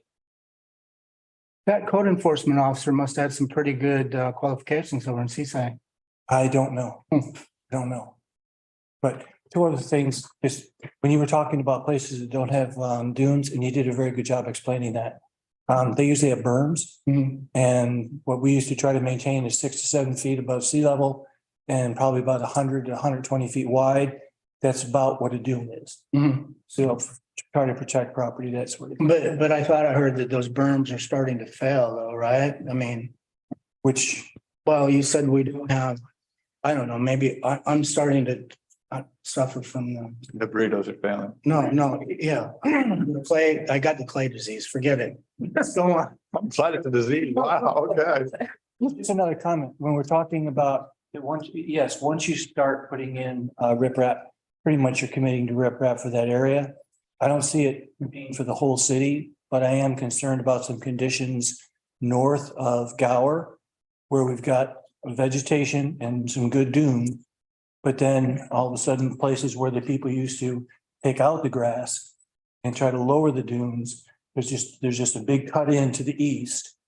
And that's going to be more critical. And I would hope that we would never agree to use riprap in that area. What that area needs is more sand and planted grass, and don't touch it. Yeah, I forgot. I appreciate that input. Yeah, That's a good piece because we're gonna need the, I mean, you. We need you can that. See it coming. Yeah. We're gonna need the additional information like that to be able to defend. I mean, this was a good decision Be tonight, but proactive in helping guide a process of bringing sand in and planting now before the erosion gets any worse. We can do some. Again, it's state property, and sometimes it's private property going out that far. Right. We have to change the behavior, I think, of the people Yes. that are upland. Yeah, and that was my concern about the riprap, that once you get that one spot with riprap, everyone else suffers. Yes, So if we do this piecemeal riprap, we're gonna right. hurt other people. And if there is successful dunes around that river, Yes. then it's not a good idea to go in that direction. But if it's mostly riprap around, you can get by with it. I was notified by a concerned member of the community.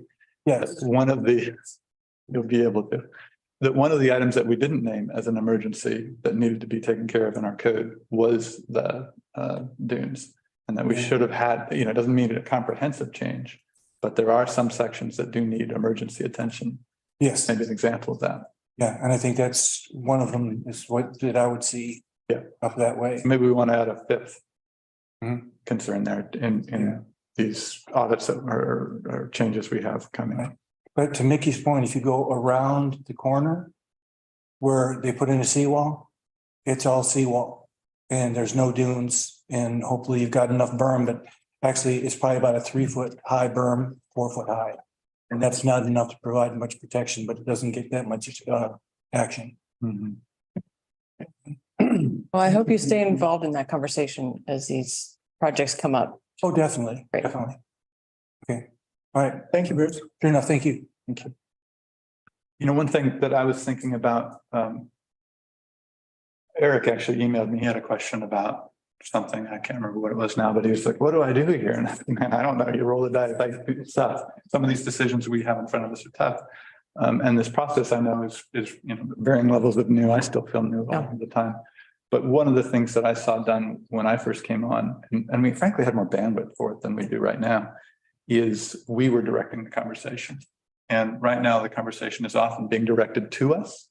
So I think we are going to get a window here where we're going to have some time to think about those things that are important to us and that we want to drive the conversation on. So as you're out there, as people approach you about the issues that matter to them, our job isn't just to put out fires that are in front of us because people don't agree on how to enforce the code. Our job is to help make that code and our process better as representatives in the community. So I just want to put that out for us to be thinking about that. And how do we do that? So for instance, on Tuesday, today's Thursday, Tuesday, trees came up and there was some discussion about adding them as a important or urgent item to the code audit. How do we, if we decide we want to take up trees and how trees are managed, how do we do that? Well, it was one of the reasons I wanted to ask the question I did. The question I had was, Mickey has taken the lead with, so Marcy with Herbworks said, there's some things that we can take on very easily, restructuring the language in the code. There's some that are going to be a lot more difficult, and maybe we come back to those. And then there's some in between, and the in-betweens are what are the emergencies that we see? What are those areas of the code right now that are critical? And we identified for, wetlands, parking, middle income housing, and trees. And so the way that we are addressing some of those issues that are before us in the community, the wetlands have been something that we were just getting inundated with these properties coming in front of us that were wetland, and it's access gray area. So we kept coming back saying this is an issue. Jeff was hearing us, and that may have been part of the start of the whole code review. Jeff just kept coming back going, hey, you guys are frustrated. You don't like this new building downtown. I can't not say yes to this. So you have to do a better job of getting me a set of tools that I can work with to give you the community you want. So how do we do it? It is this code audit, and it is input. If trees are important to you, drive that conversation. Mickey's driving the conversation on wetland. Let's get in there and find out what the specifics are that are going to make that, in the short term more manageable and in the long term more sustainable. And that's true. Affordability scares me just because it's so big. I don't think we can just patch it, or we can't even agree on the term. Is it affordability or middle income housing? But it's something that needs to be addressed. Can we do it quickly? Marcy is going to take the lead. Great. Parking, I think that can be done pretty quickly. But, we have to be on the same page. And as a group, when we come, for example, before the city council, if we can come to them and say, hey, you guys, we're on the front lines here. We're taking shots every time we get together on a code that doesn't work or a mentality that doesn't work, then they'll start listening to us. And I think it helps give them some context as they're making these decisions. Tonight we put before them something they're going to see a 3-3 split on. Well, they'll look at that a lot differently than if they see a 7-0. They're just gonna, they might rubber stamp something like that because I don't know how many times they met 13 times. They've got plenty on their plate. But if we keep making issues, if we keep bringing things up to them in these different ways, whether it's on something that's already in motion or something that we put in motion, and we can drive that train, then we can help push and move the community into some of these issues that we're hearing about, that we care about. So trees are a great example that I've heard a lot about. You could probably call up Marcy and volunteer for that committee, and I would, trees need to be addressed for sure. Yeah, there's so much more. I mean, trees are near and dear to my heart, but there's other things like little things like we have a night ordinance or a light ordinance. Dark sky. Is it sky ordinance? Dark sky. Dark sky. Oh, dark sky. That's another thing that we didn't talk about on Tuesday, but hopefully we'll touch on it when we go deeper into the code audit. Sure. But it's great to have, but it has no teeth and has lots of gaps. Right.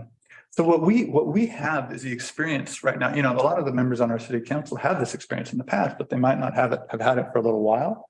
We are going to see the issues in our community first, because they're going to come to us when they don't get their way on whatever it is, whether it's they have too many lights or not enough, or they want to build in a wetland, or, to an additional height or with a setback or variance or whatever it is. We then can begin to go as a group. Let's agree on what we think is important here and how we'd like to see it shaped differently. And so take the dark sky ordinance.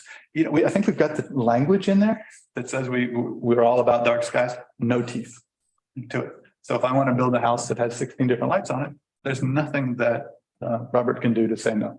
There's some things that are in there. Not enough. Not enough. I agree. So those are examples of things that we're going either to see because we live across the street from them, or, with some of these, often we don't see them in plans, honestly. We'll get these plans and you look at them and you're like, oh, there's so much here. I can't tell what's going on. Last thing We you got a lot look of at is the conversations happening. Like the plan we got tonight, where you couldn't even tell where the porch was from where the stairs were. It looked like it was one on top of the other. That is very common. It's really tough sometimes to figure out what's going on. So it's better to your practical experience or the experience of the people coming to you saying, hey, did you think about this? Those mean something. And when you see them in the community, and I think we need to, I'll just say it and then I'll be done, but I think we should be sitting here driving the conversation a little bit. And maybe part of it is, hey, when we meet next week, we need to bring up dark sky, because that to me seems like that could be an easy fix. Or tonight we talked about the dunes, maybe I should be leading on that because I have You know more about. I might have a source that knows You something might. about it. A couple easy patches there. But nothing seems easy sometimes. But just, let's as a group go, hey, we're coming to this meeting with these other groups. These are the things that we want to bring up. It gets a lot harder when there's so many people in the room. I mean, I asked that question. It was just crickets when I was saying, well, how do we keep these from being 3 months processes on situations we've deemed as emergencies? Let's try to streamline them. And sometimes you just have to grab the issue by the horns yourself, and that's us. Yeah. So with these issues, we've done that with wetlands. Yeah. We're seeing it all the time. It's important to us. It's important to the citizens in this community. We represent the community. It's our job to bring those values to the code.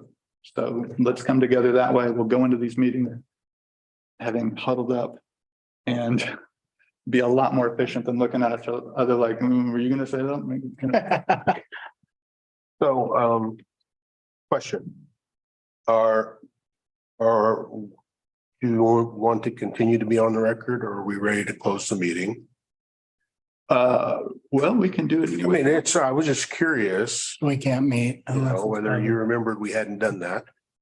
In terms of I can Conversation. still in good of the order. Today, Yeah. right now. So just thought I'd throw that out there in case. All right. Does anyone else have anything for the good of the order? All right, then we will close. We will